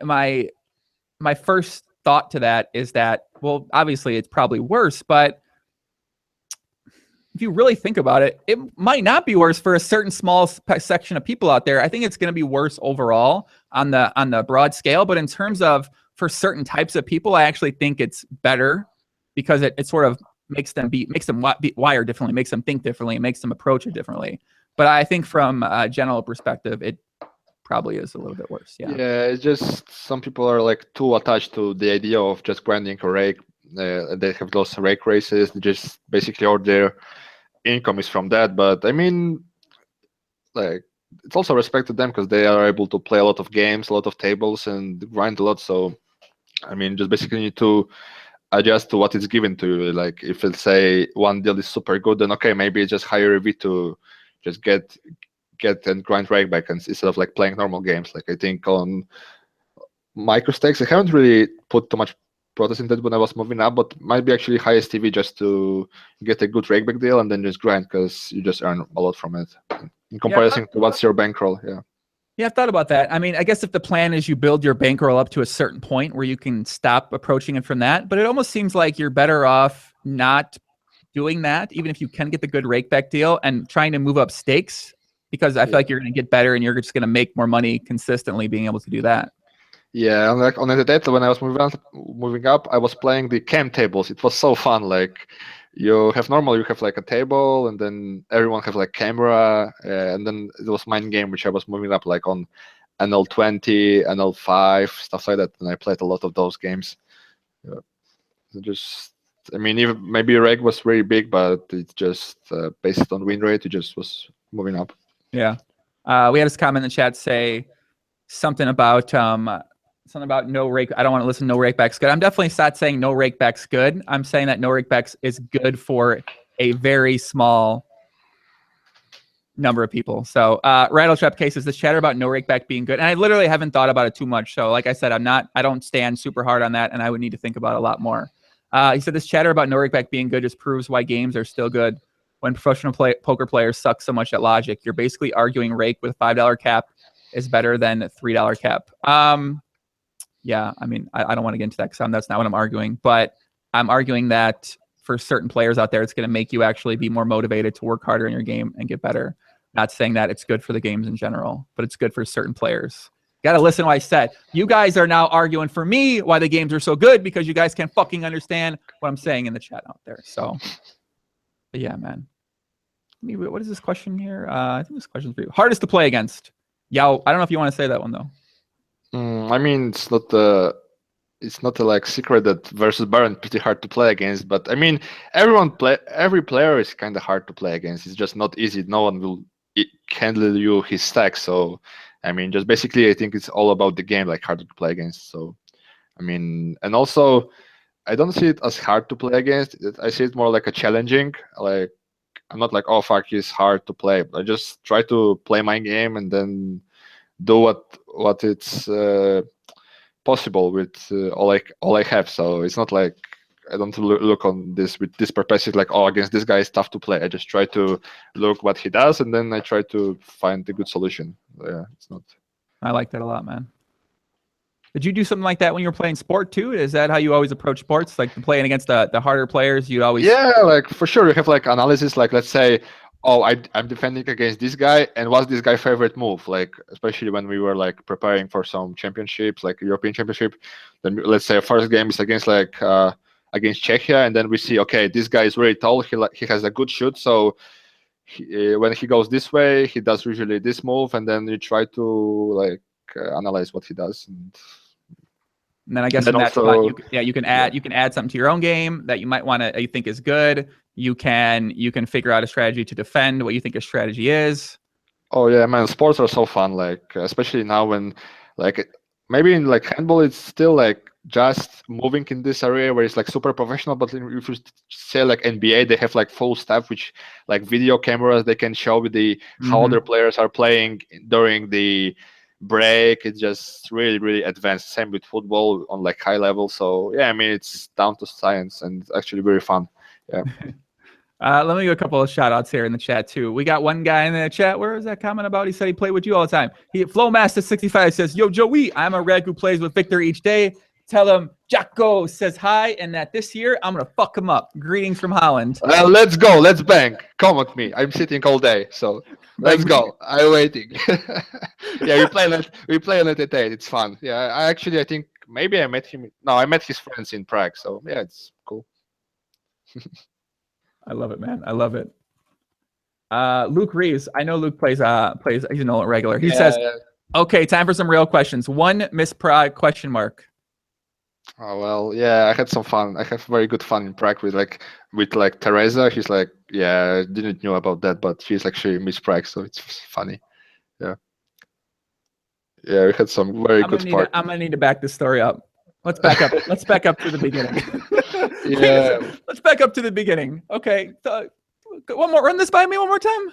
Yeah. Well, basically, when a few weeks ago, there was like APT in Prague, and I told myself, okay, I will treat it more like holiday. So I will play a few tournaments, few cash games, but then the rest I will just relax, see the city because actually I might move there. So yeah, and then yeah, we had some fun later on. Like good, Then, some okay, good parties, and then somehow we found out that there was No, okay, so let's go back to the. So what, Miss Prague? When does Miss Prague come into the situation here? Like, how's this happening? Yeah, well, we met some friends, and then Wait, are these like these women that you pay to hang out with you, or these women that you just meet? like usually like both, and then somehow we found out there were some like Playboy models. There were some Miss like from Prague. She was like pretty hot actually. So, but then I mean, what you can tell is just I'm young. I want to have some fun from time to time. So it Just was like is this a week long fun, or is this like a day long? like a week mainly, like every evening, like we just was very nice, good experience. But I maybe don't wanna, because it's like public, so maybe I don't wanna really. Nice. Listen, man, she's a beautiful girl, nice girl. You know, you guys had a great time. You guys enjoyed each other's company. Hopefully, you'll see each other again sometime in the future and be able to have some. Sure. Like especially when I like move there. So yeah, I mean, Prague is pretty fun city to hang out. So listen, Victor, anytime you got Miss Prague as a friend, yeah, that's probably a good person to be friends with. I got to be honest. Yeah. You know, I don't know someone in the chat pull up an Instagram or something for me here. I'm trying to see exactly what Miss Prague could look like. I got an image in my head. I just want to see if it matches the image on the screen. So, all right. So Miss Prague, that sounds like fun. Now I can see why you might want to go to some more live tournaments. Now I see why you like live poker so much now. It makes a lot of sense. 2 NL 2K power rankings Luke asks for. Oh, okay. Well, yeah, it's actually tough. Like, depends who is online usually, but I think I'm like best there. Like Zero Human is very good. Human. Zero Human Zero? Yeah, yes, he's good. I know him very well. I think I saw the graph, so yeah, I guess. Very well. It's like. Listen, Humano, if you're out there watching, whatever happened back in the day with PLO and everything, man, I got none but love for you, Humano. You've been at it for a long time. Much love, much respect to you, my friend. Much love and much respect. Yeah. And then there's like Linus, who is like has very good results. Obora, of course, is very good. Like basically all the guys who battling, I don't see like big difference in comparison. Like one guy has like big edge, so it's very hard to guess who is second, who is third, stuff like that. So we're all of those players. We're like among this podium, but it's like flowing, so it's really hard to predict. Like, okay, this guy is second, this guy is third, this guy is first. No, it's just like we're like among the best there. Like, all right, I'll say some screens playing right now. You tell me some thought. Iceman 2710. Oh, like very good, but he doesn't play NL2K that much, especially he doesn't battle that much. He's All right, tennis TUNUSS. Oh, all right. Well, I don't see him. Haven't seen him around for that long, like a few months, I think. But yeah, just solid. Yeah, I mean, everyone who is playing there is good. I will tell it like that. But yeah, they want some names. Educa Poker, man, that guy's been around for a while. Isn't he Spanish? Oh yeah, he's good, and he won a lot at the beginning of last year. Like he played some big game with Cano and I think Baron maybe. Yeah, they played like NL40K, and then he won like a lot on those games. And yeah, I mean he's for sure very good. But now like look, he's not online like since a few months. So I never almost played with him, so it's very hard to guess. But I will expect him to be very good. So. Also, I think. Oh, actually, I forgot to mention Hecklin is very good as well. Now I think. Hecklin, he's and he just looks like a boss too. If you ever see what he looks like, Yeah. We hang out a little bit in Prague. Yeah, we, like get some coffee. Yeah, look, I think he put a lot of hours into the game. Like, and he's like has a good heart. Like it's. I remember when I was shooting NL 5K NT games, and we were like a little bit deeper, and then he put me in such a fucking spot. It was like on mid-text, no one really bluffs there, and then he did this there, and I was like I thought, oh man, I really hated folding this. I had like queens, and then there was like 9-9-5. I free bet pot, I bet, he called, turn, I bet again, he raised me, and then he just jams river, and then hero called him, and then he just has found out he's very creative, so. Good player. Did you win the hand? Hecklin, but also he doesn't play NL2K that much yet. I think anymore. He's more like higher now. Yeah, but a couple other, all the names like they're good. Like if someone is willing to play regulars, it's hard to say like who is better. But Paul Thuring says, anyone in the chat know who Mixgirl on 2+2 is screen name? I think I do, but I don't know for sure, so I don't want to say, but I'm pretty sure I know who that is, but I'd be curious if someone in the chat knows. This question's really interesting because it's something I've thought about a lot, but not really from this perspective. What is the difference between NL2K and NL5K plus players? Well, it was the similarity which I told you already before about the football team. So, when you have this, I think for Heli had the same comparison. So, say you have like Real Madrid, those like top two like teams in the division.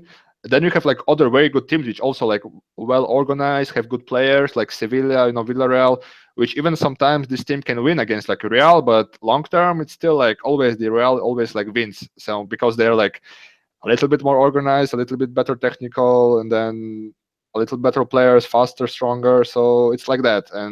But obviously, like all the teams are world class, but there are like those small edges in every area which is there. So you feel like there's a big challenge right now you're facing with becoming one of the best or the best?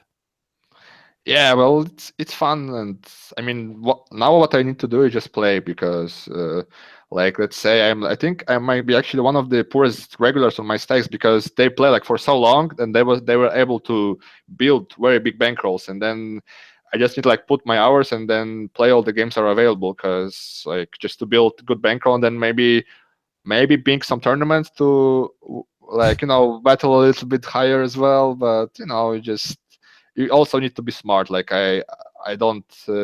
We already see enough of those guys who like highly rise and then fall down. So we just rather hide your ego and then just play. If you are losing, then maybe it's better to work a little bit more. No, it's like that. So I can't be like Isildur who just digits all this money and stuff like that. So it's like that. No, it makes sense. Makes sense. Kind of just build the bankroll up, build up your tech, you build up your fundamentals even stronger and stronger and stronger and stronger, be more precise. And yeah, I mean, that definitely makes sense. It's kind of interesting what you mentioned about the bankroll stuff. And so do you feel like that those guys allegedly having that much bigger of a bankroll than you, is that much of an impact on things? Or do you, because it seems like you think that has a pretty big impact on things? Well, it's not, but it's just they're easier for them to keep the lobbies, and they can even play some, let's say, put a lot of variants on you, and then like NL10K, I don't really battle that yet. So I talk more about those bigger games to be able to battle and play there because I think in those games you can make people. Let's say it's easy to play when you're winning a lot, when everything goes your way. But I think the biggest edges come like when, let's say, people start losing, then the real game begins, and then you can win some good money. Like so, let's say if I play like up against someone on NL20K, and then they actually will impact it. And let's say I will keep my good game, and then I will win a few stacks, then I think I might be able to beat some of those dudes. But I mean, for now, it's just Also, they're more like. They can play more games, play deep, like deep 25-50 NT, stuff like that. Like to say, like Trueteller, he even rarely play NL5K now. It's too low for him, which is pretty funny. Yeah, that's actually really, I say this word interesting a lot, and it's my favorite word. I'm just going to say it is, but that's a really interesting thing you just said. It's something I don't think I've thought about that much, which is that if you're playing something like 100, 200, and what you mean by having the money to play is that certain players are going to react differently when they might get stuck 1 or 2 or 3 buy-ins, and the edge might not be super noticeable, but to somebody who is a good player, you're going to be able to get maybe a 1, 2, 3, 4, 5% edge in that spot if you can make it through the variance that comes into play there. But you need the roll to deal with the variance because you might be down yourself 2, 3 buy-ins, and makes sense. That's interesting. Yes, it's like trying, like that's why like businessmen wants to play like higher and higher because they want to put professional players out of their comfort zone. So and then maybe people will start doing mistakes, stuff like that. So, but I mean it's still a long road. Like at some point I might try some Macau games, but I mean it's still like I think this year I will play mainly online, and then now maybe try something. I wanted to go to PCA, but then games were pretty good, and then I just decided to like stay and grind. Yeah. Technically, PCA is still it hasn't started yet, I don't think. Yeah, maybe I like spontaneously decide, okay, tomorrow let's fly there or something. Which that's what's nice about poker, that you have this good freedom about choosing what you want to do. But now I just choose myself to like play. You choose you. I choose you, choose you. I choose me. Isn't that the thing? I choose myself, sort of thing, right? I think that's a thing. Mm-hmm. People want to know, they can't find your name. Listen, guys, his name is Limitless with an I. All right, Limitless. Take out the L, put an I. He's tried to choose Limitless. The name was taken. He went with the I. Yeah, and then high stakes DB is just like 50, 100 plus, so my graphics looks like that. But I mean, it's actually very motivating that I'm able, let's say, to lose like 40, 50K and then still be like good mode. It's really fun. It's nice to, like, even when I lose them big pots, then it actually makes me somewhat happy that I'm able to do it, because like a year ago it was like something unimaginable to be able to, like, bet for 20K on the river or something like that. So it was like, blew my mind. So even what's your Russian PTR say though? I know Russian PTR tracks. It's all right. It's all right. I mean, it's okay. I'm playing where I'm playing, so it's good. What's that up? What's the Russian PTR say? What's that say? What's Russian PTR? I haven't really used this. It's like a tracking tool or something, or what? You don't know what Russian PTR is? Not really. It's like, nope.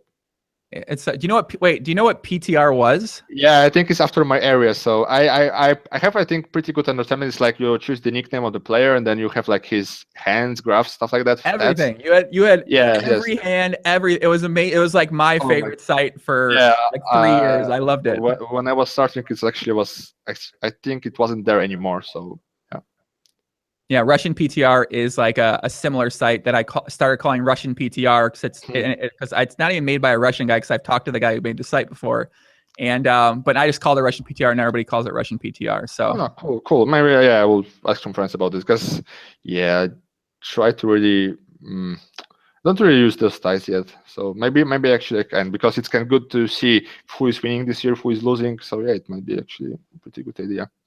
Yeah. Man, I used to love PTR, man. When it would try, you could get a top, you could get this like top hat badge when you get $1 million, and man, this is good. Yeah, exactly. Like when you have like, you do something and then you get this. Yeah. Man, that was like my driving force in life. I was like, man, I want to get the top hat on my thing, and then they shut it down, and it was just a sad time, man. It really was. I'm still sad thinking about it here, man. You want to give a shout to anybody out there that might be watching Limitless?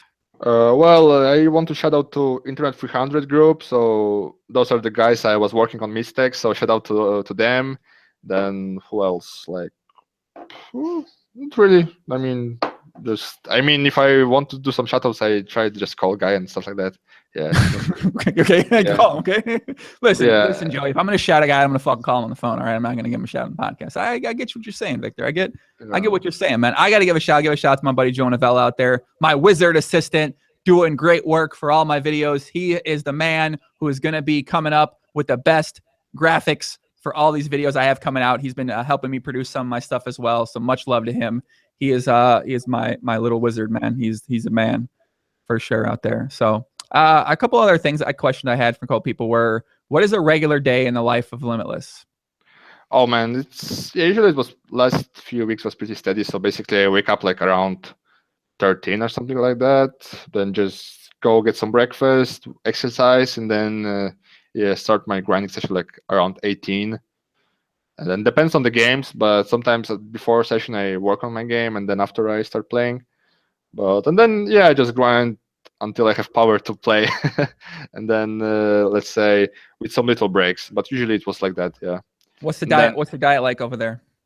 Diet? Well, I usually just go to some good restaurants. Sometimes order, but I usually prefer, let's say, if I finish my first session, I just go out in the main square and then just find some good restaurant and eat there mainly.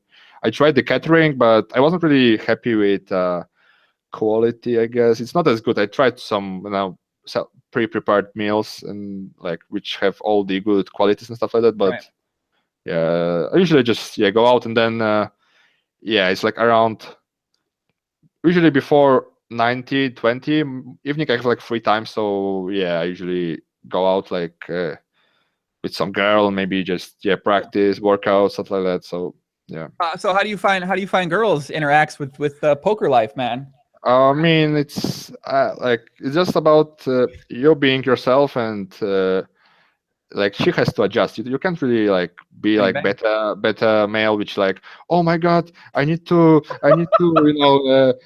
stop session because the girl is waiting, or let's say like I talked with some guys where they're like, oh, I can't really grind at night because my girl is going to job, so I need to spend some quality time with her and stuff like that. And then I'm like, dude, come on. And but it's like all about trying. She also needs to have some sacrifices for you, so she also needs to like pick some time. But I mean, it's all right. I try to live on my own terms, and then if someone doesn't like it, then I mean, here is the door. So it's Bang bang.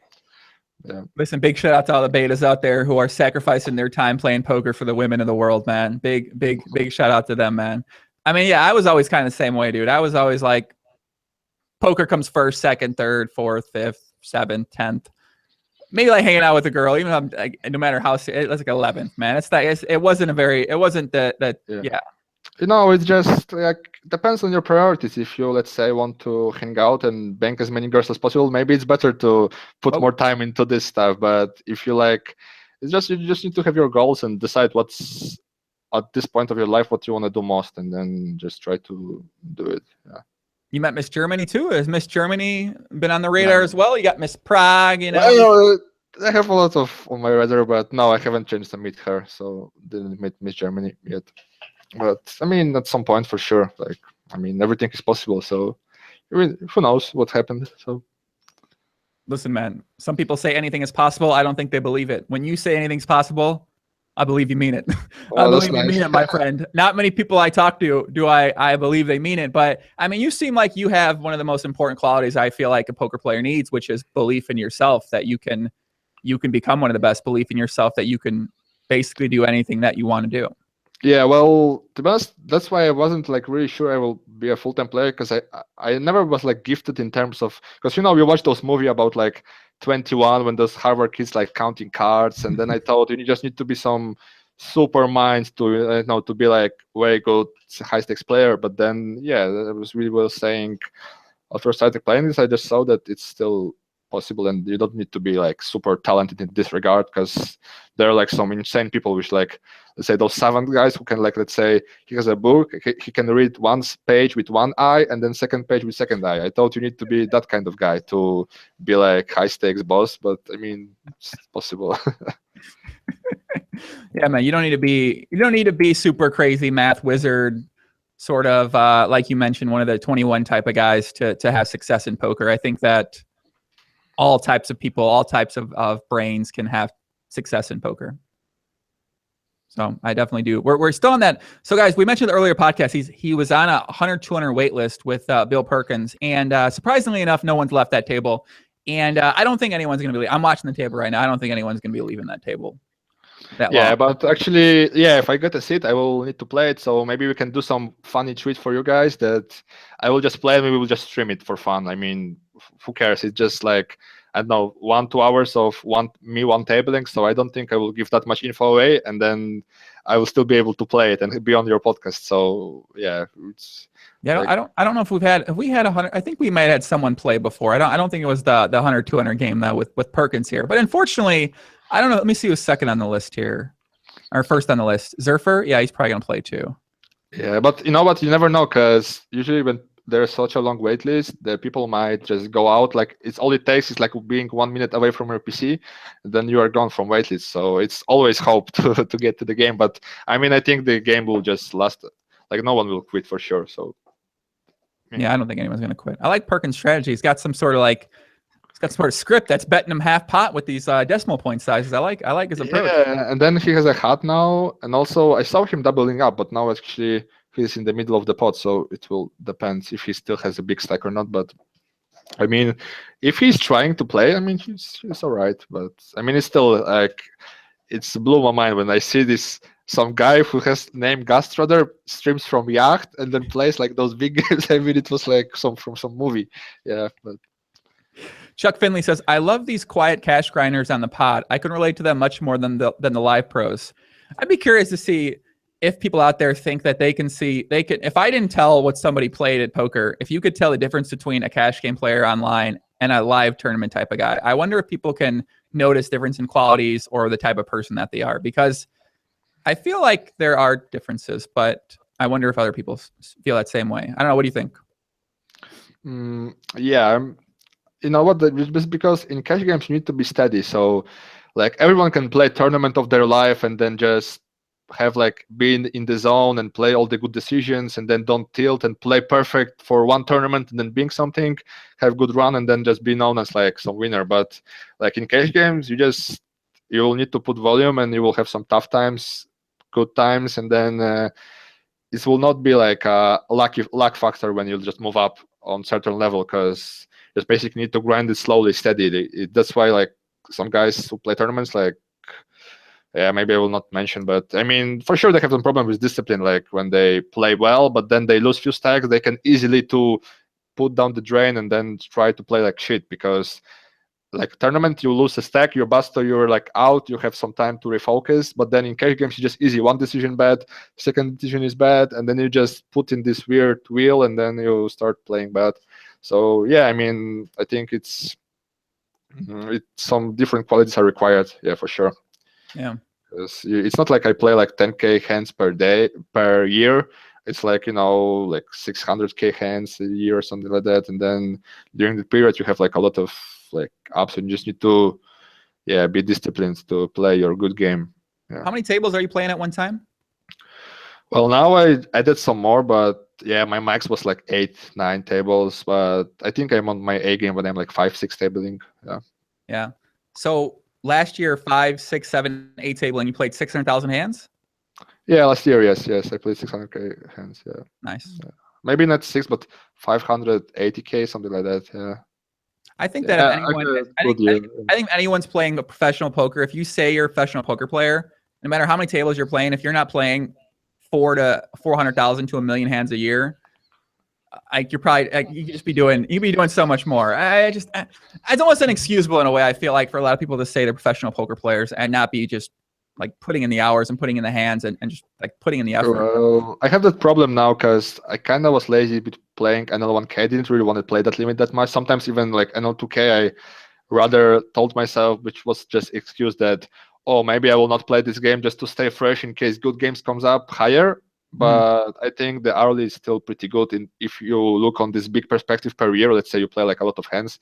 So yeah, it's like for this year I actually want to grant even like 1K, even like if there is no games, it's just better to play some lower, even like Zoom 500 or LL 600 just to get you going. And then if you at the end of the year, you will still see the big improvement on the graph. So yes, that's what actually I want to do this year more. So because like last half year I just mainly played 2K plus, so I didn't put as many games, as many hands I could put. So my question is, this is something I've thought about a ton, and I kind of went back and forth on it, which is, do you think that actually playing a lot of volume at 500 or even 510 when you're competing and you're mentally thinking about how can I beat these 25-50 guys, and the strategies are just going to be different in some areas, do you think that it actually could be counterproductive to play that lower stakes because you might be getting worse in some spots?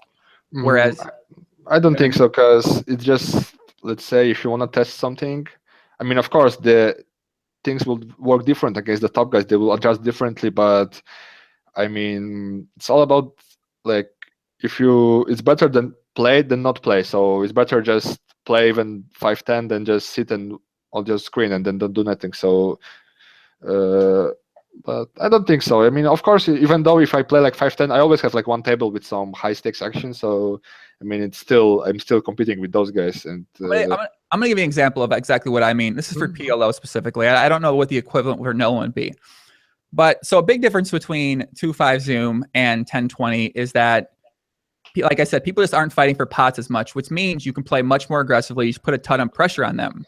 So these strategies are going to work really well at 2.5, whereas that strategy isn't going to be working that well at 1020. So when you go down to 2.5, it's like you have this strategy is so good, whereas it becomes sort of a bad way to think about it. So it's kind of like you're mixing these mindsets in to get better at these two different approaches. Oh man, I've totally understand what you mean. I had like same thing in tournaments, because in tournaments you can get away with more things. Like guy checks back, you usually think, oh, I don't think I should bluff this spot in like my regular game, because people will just crush me by making me too many bluffs. But then like tournaments, people maybe just overfold some situations, maybe don't bluff some situations, and then yes, I think you just can make more wild style in those games, or like yes, that's I know what you mean, but I just think that's the good quality of good player, to recognize those situations and being able to adjust this on the fly. Like against this guy I will play this way, against other guy I will play like that, and it won't affect my normal game. I will just play with whatever it's given to me. So if it's given to me that they do that, then I will play as best as possible against them, and then against others I will try other stuff. So I think it's just the quality you need to like improve on. Like it's not like, I think it's also like mental, when, oh my god, they play like that, then maybe I won't, because of this I will do those mistakes. It's just, I think it's like in your head to try to separate those two situations. Yeah, you said you didn't play much Zoom, right? No, not really, not much, but I'm pretty sure like I can prop bet something if people want, or but I will need to have like crossbook, maybe like some like make it like NL1K for me, or NL2K, and then yeah, I will have like, and I will just grind it all day. It will be so fun. Yeah, if they crossbook, because I played some NL5K Zoom. It was like maybe last half a year, or maybe like 15K hands there. But besides that, yeah, actually I've done pretty well. Like I've done better on Zoom than on normal tables. Like Stars is like still, because I grind so much with those top guys. It's like it gets sketchy, but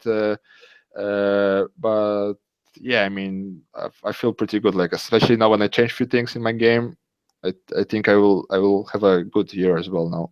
Yeah. I mean, if you're battling with the best players in the world on a consistent basis, and you're constantly working, thinking, and evolving your game, when you play against a bigger player pool at Zoom, against guys who just aren't battling against those guys, you're just going to have a huge edge. It's just there's no way you can't, because you're just putting in so much work.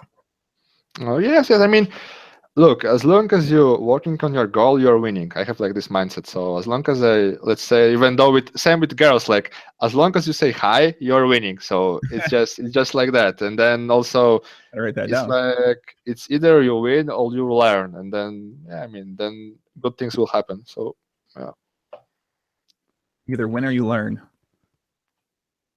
Been on that. fuck yeah, that's the mindset. Another question from Jocko: does Limit think the Wacko is one of these beta males? I mean, for me, Wacko, he's friendly, so I have nothing against him. But yeah, he sometimes spam hunts a little bit. But yeah, it was funny question. Yeah, I don't know. I never saw him, so I don't like to judge without seeing him and stuff like that. But yeah, I mean, you could find some of those beta males for sure in poker. Fucking beta males out there, man.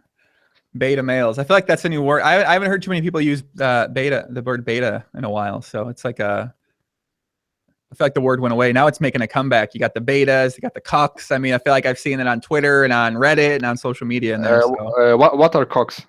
Like, I think it's a beta, a cuck. Basically, it's like a beta. Like somebody gets ran over by the alpha. I believe people. Okay. I thought like some cock blocker or something like that. Or no, it's not like that. No, that cuck.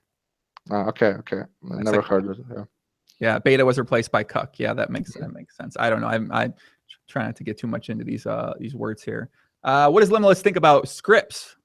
Actually, it's pretty weird, because they ban scripts on party, they ban scripts on 888, and Stars doesn't do it, and like it's just if it's allowed. So yeah, since few months I also have this, because it's just minus EV to not have it. Let's say you're not always in best possible mood to play reg wars, and then you are able to get seats. And I mean, I'm like 0 EV with this. Like I will live with scripts or without scripts. I just adjust to what it is. If they ban it, I just stop using it right away, and I won't cry about it anyway. So it's just I mean, and also I mean, it just still helps you grounding. You not always have like time to scroll through lobby. I mean, I'm like don't have any mad opinion about it and any positive about it. It's just something they came up with, and as me being professional player, I need to adjust the current system, and just if it's given, I can use it. If it's like legal, if it's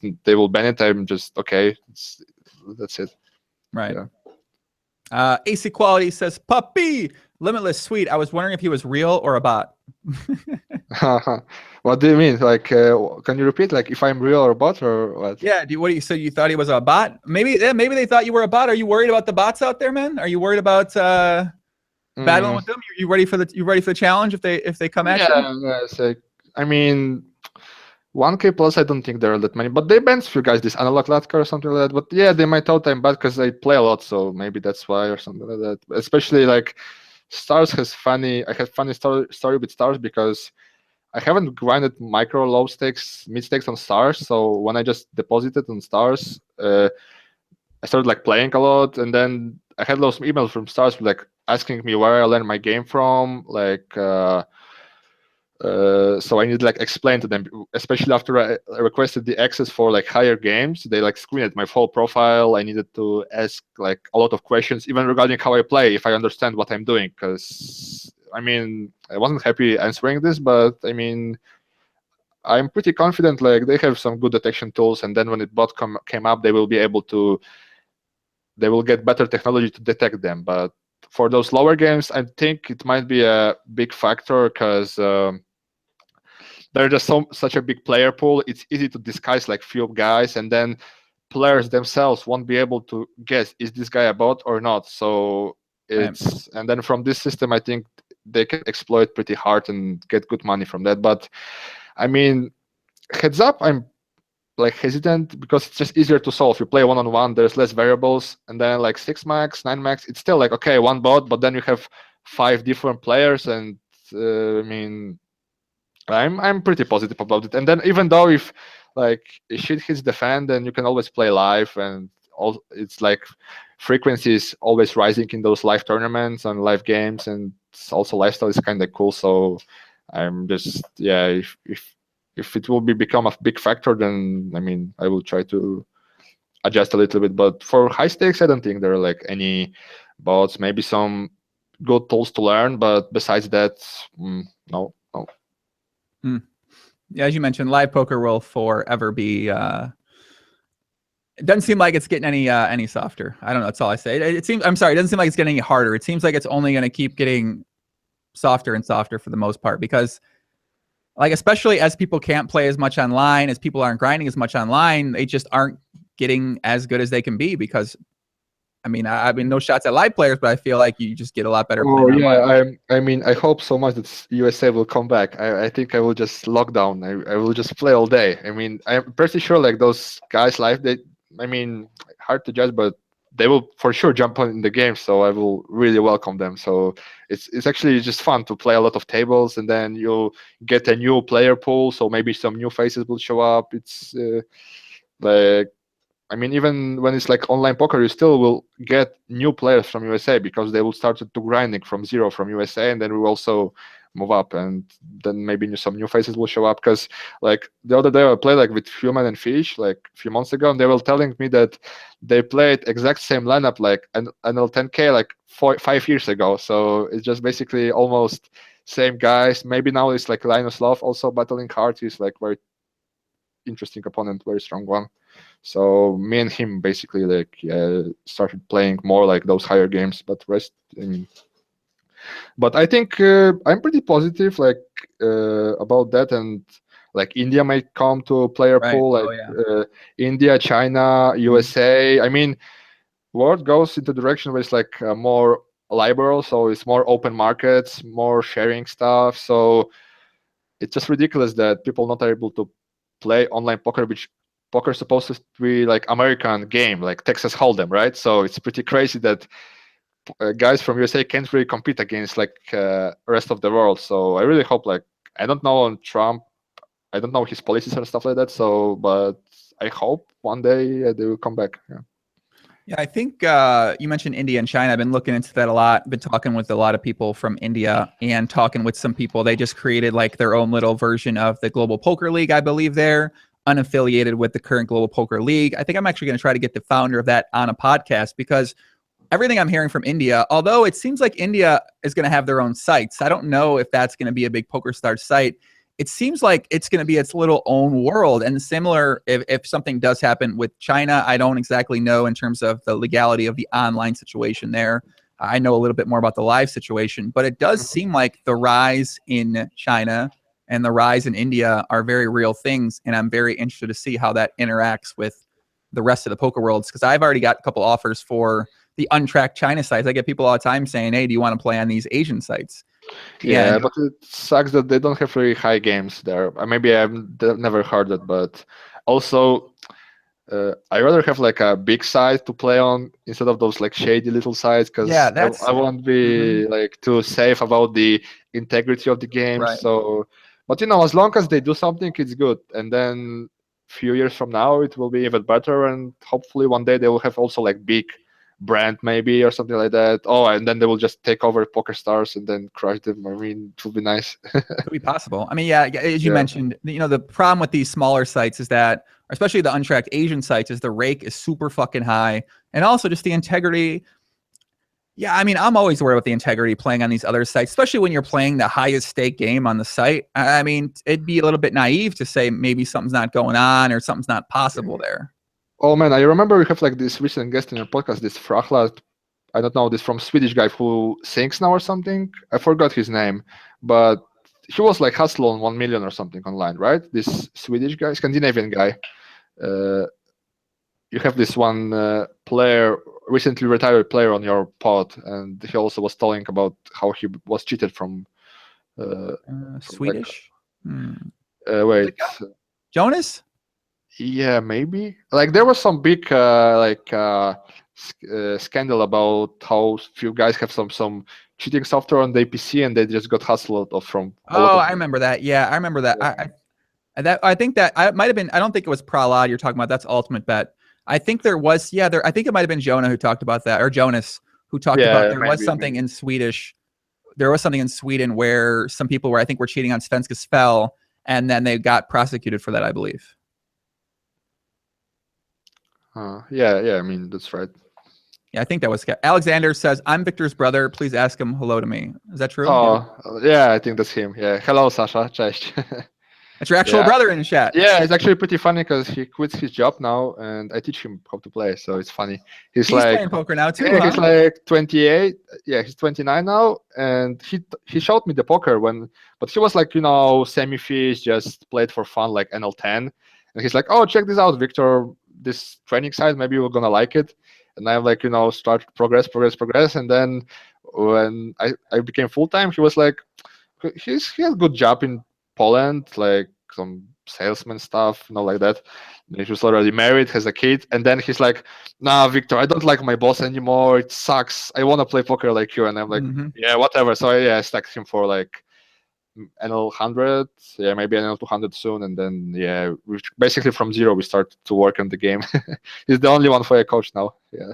So he's playing right now. Does he? What did he use to get better? What kind of like sites or anything like that? Yeah, he plays on Euro sites mainly because just from the like principle, I don't like put people on PokerStars just because like you can find other games, so rather have them play on other sites because of the recent changes there. So I mean, basically from zero, he's now to be honest, the progress was pretty slow at the beginning, but I think he finally starts to realize what's like poker, being a poker player means, like putting in hours, like working constantly. So I mean, I'm pretty positive. Like mistakes players, it's just you don't need to be talented to beat mistakes. So bang, bang. I mean, and then also like in comparison to what you can get in real job, it's just insane money. So I mean, yeah.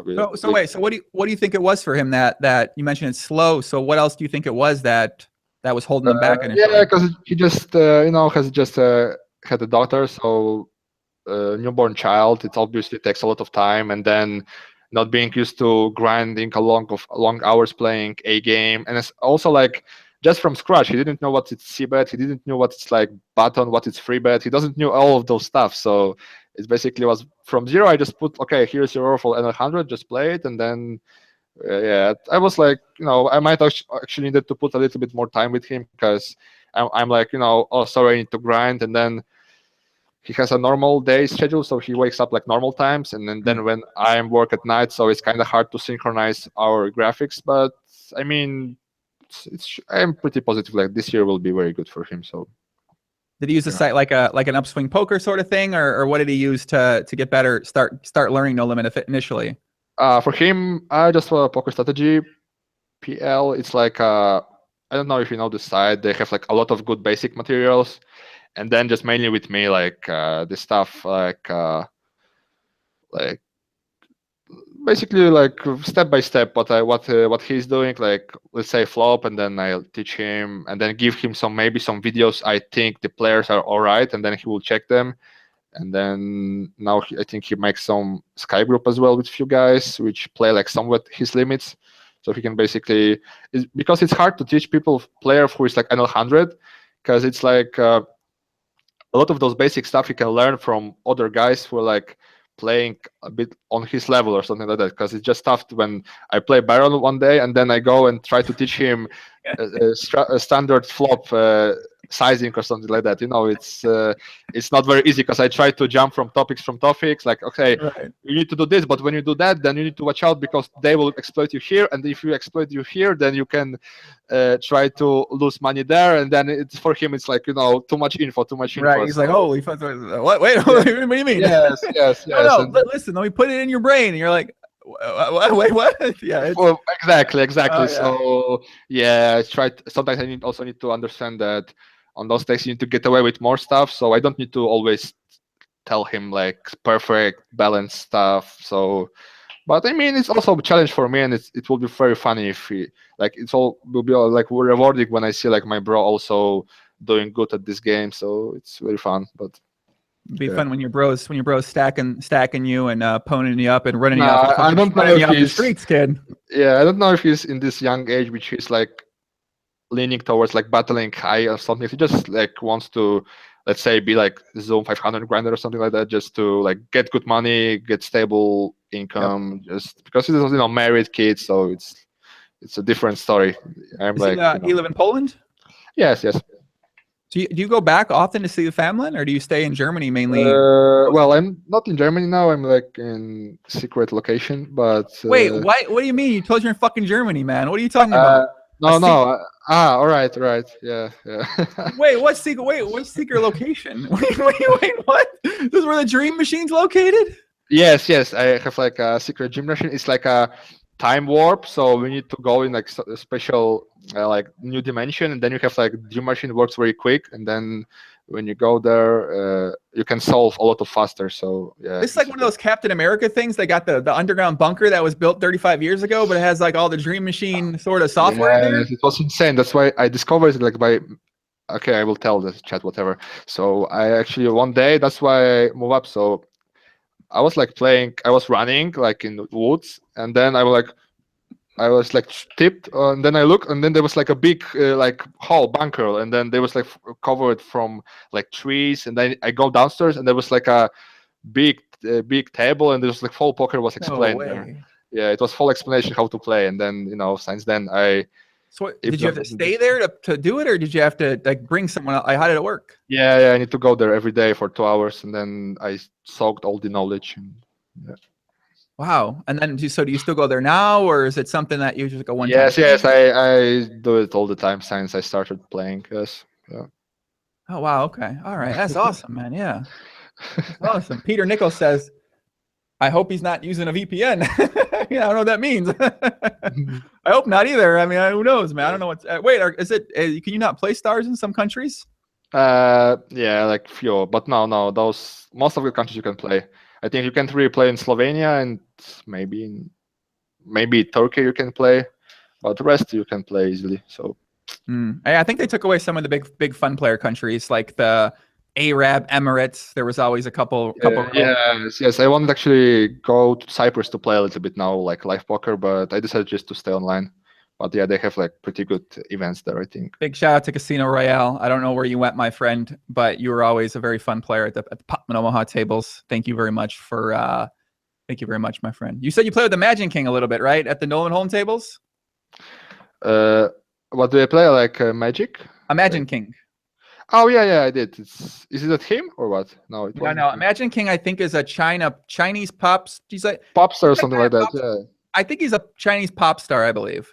Yes, well, when I moved up, he wasn't there that often online anymore. But yeah, I mean, occasionally I see him, so it's always great because it creates a lot of action. Because like a lot of other people jump into games, and you have like a lot of tables. It's just very big treat. Like if I were able to during every whole my session, like get like 4 tables of NL5K, I would be so happy. Because now it's like even when I have like 1 table of NL5K with like 6 max, it's just it's not a good session, good game, good games. But so yeah, it's not like that where you can just grind massive volume with all those games every day. So that's why I try to pick like every possible game is there, because you never know, like if in a few years there will be still those So, games.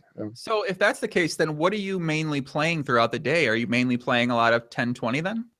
Yeah, it's a lot of 1020, especially like reg wars. Like 70% of my reg war, my NL 2K action is just people reg warring. Yes, and then yeah, I'm adding like NL 1K now, which we talked about, and yeah, those games usually. But now since like Christmas and New Year's Eve, I'm very happy with the action. There is like I have like constantly like few tables of NL 5K now, so it's great. Hmm. You play? Are you still playing some others? Are you still playing the other sites too? I mean, they don't really Yes, go. yes, preferably yes. Like I try to play more volume on other sides than stars. Yes, Yeah. but I mean stars have the only sides which has like annual 10K except microgaming maybe, but there's not much there. But yeah, I try whatever it takes. Whenever the game is, I will be there playing. So You're gonna have to start looking into those untracked. You know, all these. I don't know if people know this, but each country has their own little untracked site. There's an untracked Turkey site. There's a bunch of untracked China sites. There's some untracked Indian sites. There's an untracked Sweden. I don't know if people actually know this, but yeah, all these sites, there's always a lot of, and like you mentioned before, they're sometimes a little bit questionable. And sometimes you got to send money to some fucking guy who vouches, you get vouched through from a friend, and the friend usually got a good reputation. So you're like, maybe I should do it. And you're a little bit unsure when you're playing. You feel like they can see your cards, but you still play because you. What else you gonna play, right? you still play because what else are you gonna play? Exactly. Exactly, man. Exactly. You ever thought about getting into the ignition games? They got the 10-20 Nolan home games there. I would like to, but I mean, I don't really have like context to. I mean, maybe I have, but no one's like really trusted, which I'm like trusting, putting fans from me. So no, and also I'm not in the point which I really need to look like softest games possible. Like I just play the big sides which are there, and then I still get enough volume. So Yeah. it's like. mm, Chris said, I'm totally sure I got scammed on a South American site. I don't even really know about the untracked South American sites, but if Brazil has an untracked site, it's got to be a great site. I don't, no shots at Brazilians, but I mean, it's got to be a pretty good site. So Bartos says, PM me info on those shady sites. I actually could in theory, but yeah, let me get a couple more questions in the chat, guys. I appreciate all the comments, appreciate all the questions.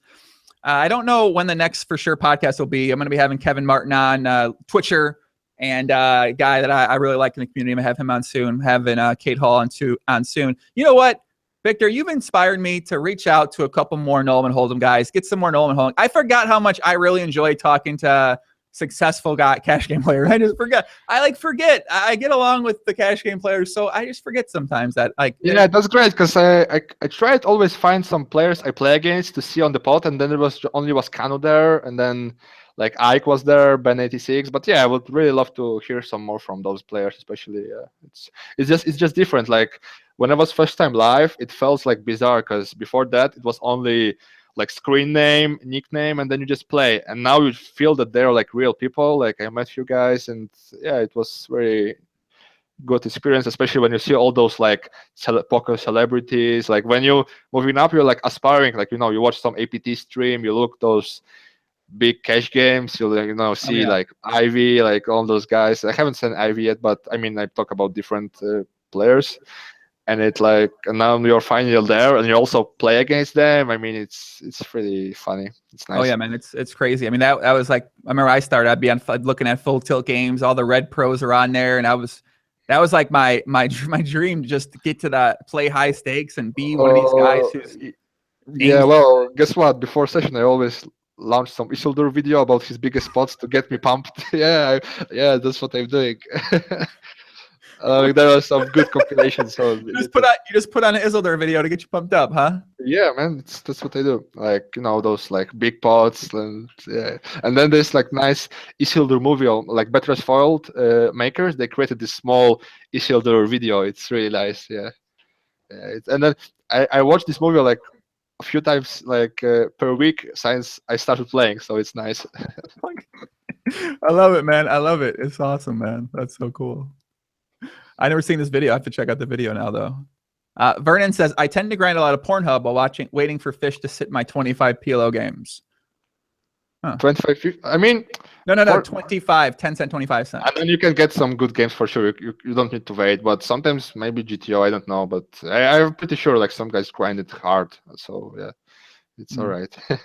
I don't judge. I mean, you one of those guys?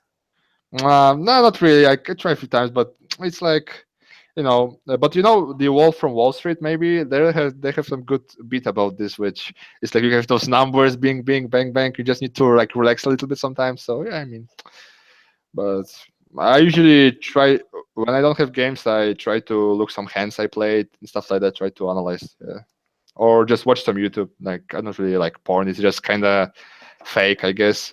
Just my like real experiences more. True. It is fake sometimes. You got like the amateur genre game. Oh man, maybe that's good. I don't know. Like it's just I don't really prefer this that much. Listen, Joey, I'm busy with Miss Prague and Miss of countries. I can't be bothered with that fake stuff when I'm trying to be focused. I got it, man. I get what you're saying. I get what you're saying, man. I get it. Stannis says, thanks for having Limitless on the pod. He's been one of my favorites so far. Oh, that's nice. Nice to hear that. Yeah. Much love, man. Yeah, we're getting a lot of positive feedback, man. I mean, a lot of people.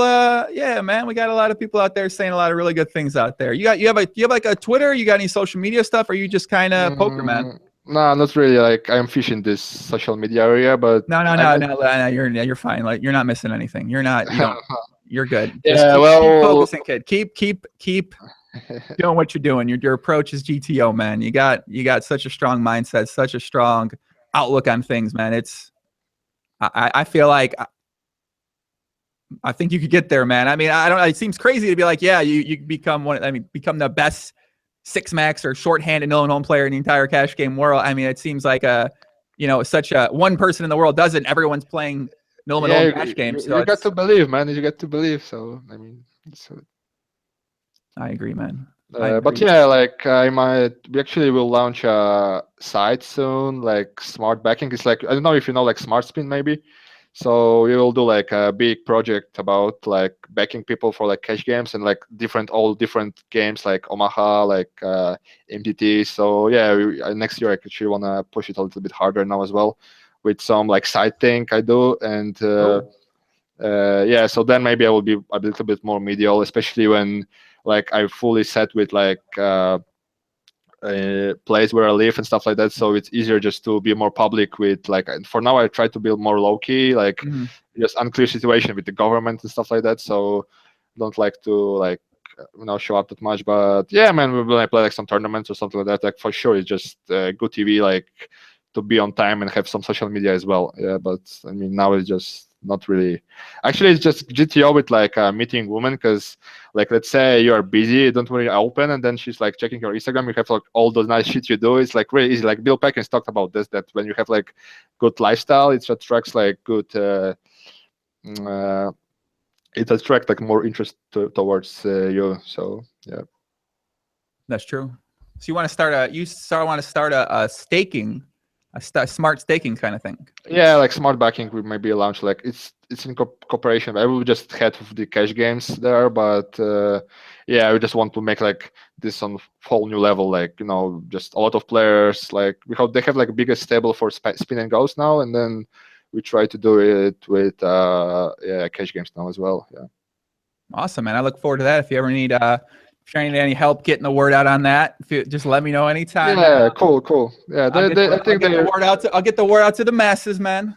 Yeah, it's not my branch to like do the media stuff like that. I'm just like here for like health of cash games, so I will be more focusing on this aspect. But yeah, I mean, we will launch some good stuff there, I'm pretty sure. So cool, man. I look forward to checking that out for sure. I mean, there's a lot of these, I feel like there's a lot of these smart little stables of smart staking sites for tournaments. I know my buddy John Beaupre got the chip leader coaching for live. I know Patrick Leonard, those guys have the BitB staking for online for Euros. I know one of the podcast sponsors, amawhale.com, has the staking coaching for Americans. So it seems like there's a lot of these sort of stables out there. Yeah, like smaller ones. We just want to be like make like big. Like when you think stacking, you think our like site. So I think there's like a field to grow, especially like a lot of with those coaches. I don't really like tell about like specific name, but it's just really like a lot of outdated stuff. Like I don't really coach anyone because it's just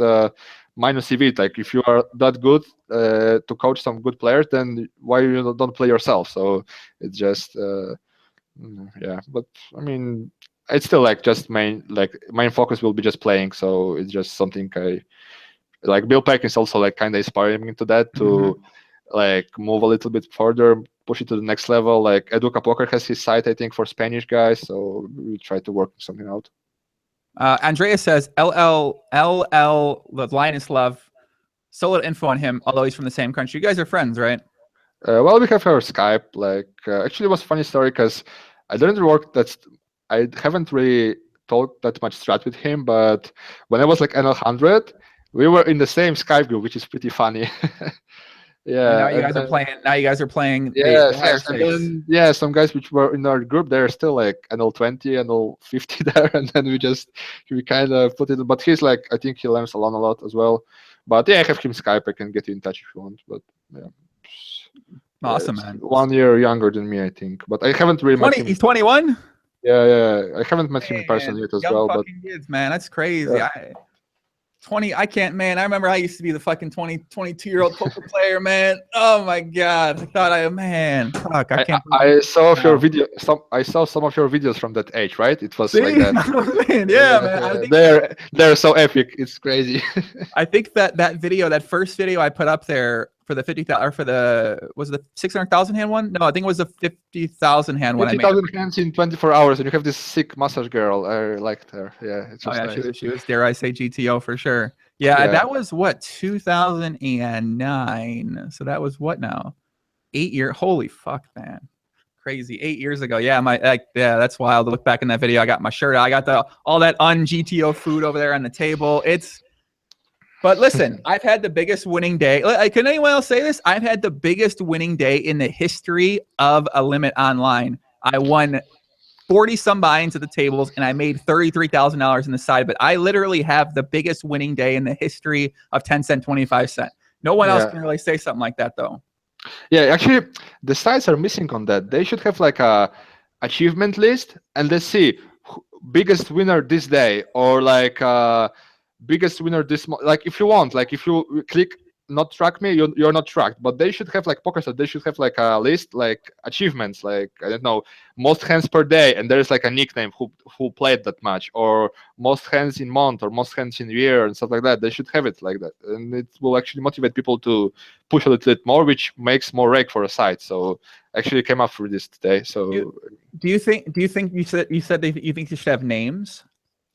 No, like nickname, like so you look like Pokerstars, you have like a lobby, and then there should be like leaderboards and something like that, and just click, and then most hands per day, and then it's like all-time list, and then maybe most hands per day during this year, and or let's say most winnings if someone wants, or it will actually show the recreation that it's possible to win. It's not rigged, so you can see the nickname who won this amount of money, and or some other funny stuffs like what else there can be there.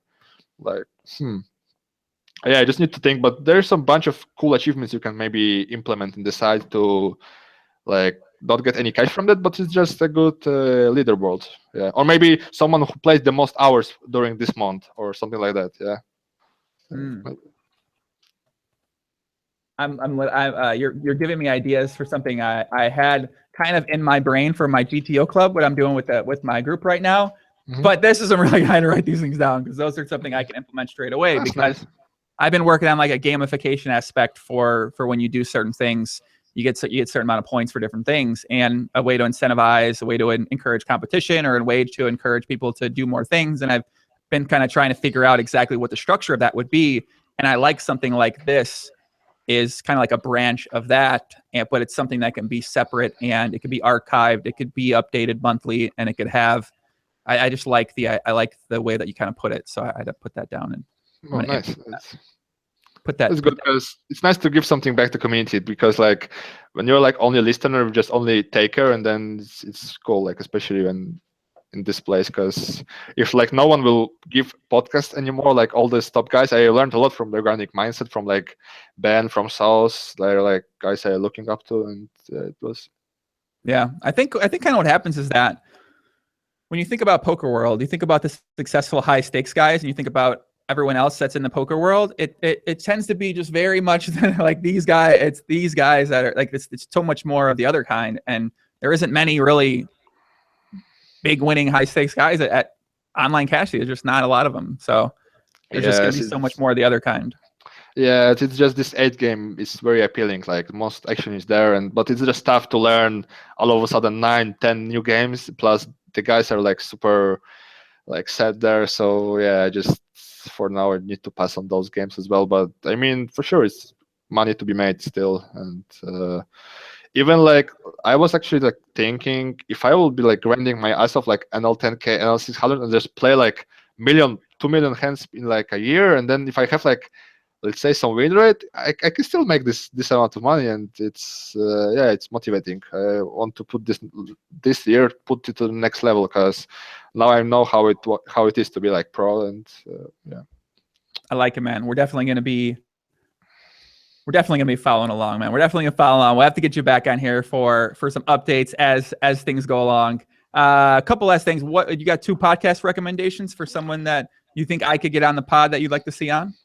Oh, well, to be honest, I'm not really science few months. I only know some guys in community, so but yeah, like get Linus on, I guess, if you want. Who else? Yeah, obviously like Trueteller, Isildur. I'm like such a big fan. Even I had him one day in my tournament. Like we played some 700 something, like progressive KO. He was on my table, and I say like hello, I'm a big fan, but he didn't ask for anything. So it would be nice to have him on. And yeah, get back like South, maybe Ben 86 to third time. Ken was also a very nice podcast. Like all those like Hold'em guys, just basically active players. I want to hear more from active guys who are still doing it. And, yeah. I like it. You know, I have a Trueteller story. A very short but kind of brief story. I don't even know if you know I don't even know if he knows who I am actually, because we were in Vegas this summer during the series, and I forgot who I was with. I was with a couple guys who were playing in the Aria high stakes room, and so we went in there to go say hey to another friend. I think I can't remember if it was Dan, maybe Dan Smith might have been him or someone else. And Trueteller was playing, and then he was leaving. I was like, oh hey Trueteller, hey, it's like nice to meet you, man. You know, like great, you know, like you're whatever. I said a couple things, and I don't think he knew who I was, and because I wanted to say, hey, we should get you on the pod sometime because you're playing a lot of these stuff. But I was like.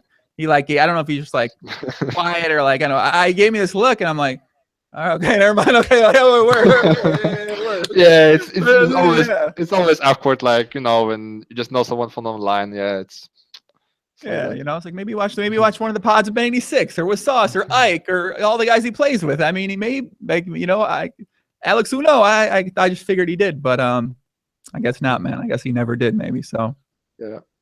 Yeah, he'd be a good person to get on. So yeah, I spoke a little bit like briefly at Monaco with him. Like seems very very smart. Even by it's like one of those guys will be awesome to have. I mean, now I think your podcast is like grew up in like to even higher audience now, because you have like suddenly like a lot of more views. Like Doc Polk makes such a good job with his channel as well. Like it's one of the biggest now, I think. Yeah. Yeah, Doug's crushing it, man. What do you think about his Nolan Hold'em analysis on those hands? Are you watching it? You think he's? I watched a few of those, and very very entertaining. And he has like good gift, which he's like speaks like strategy, but he also like not make you boring about that, not get you bored about the hand. So I mean, very good feature. I don't know why he chose to stop playing anymore, but I mean, I'm pretty sure like a lot of players online will be willing to play him now. It's like Baron. I mean, but I mean, it's just they weren't willing to play him before for the past like 2 years. Yeah, So, but yes, but I mean, it's very big respect to him. Like, not, I mean, we played even like hold him a little bit. He bluffed me a few times with weird spots, but I mean, at first I was like so pumped, like, oh, because he was like in my picture, he was like one of those end bosses, and then all of a sudden he's like streaming. I'm like, what's going on? And then yeah, it's a very good guy. I would like to meet him one day.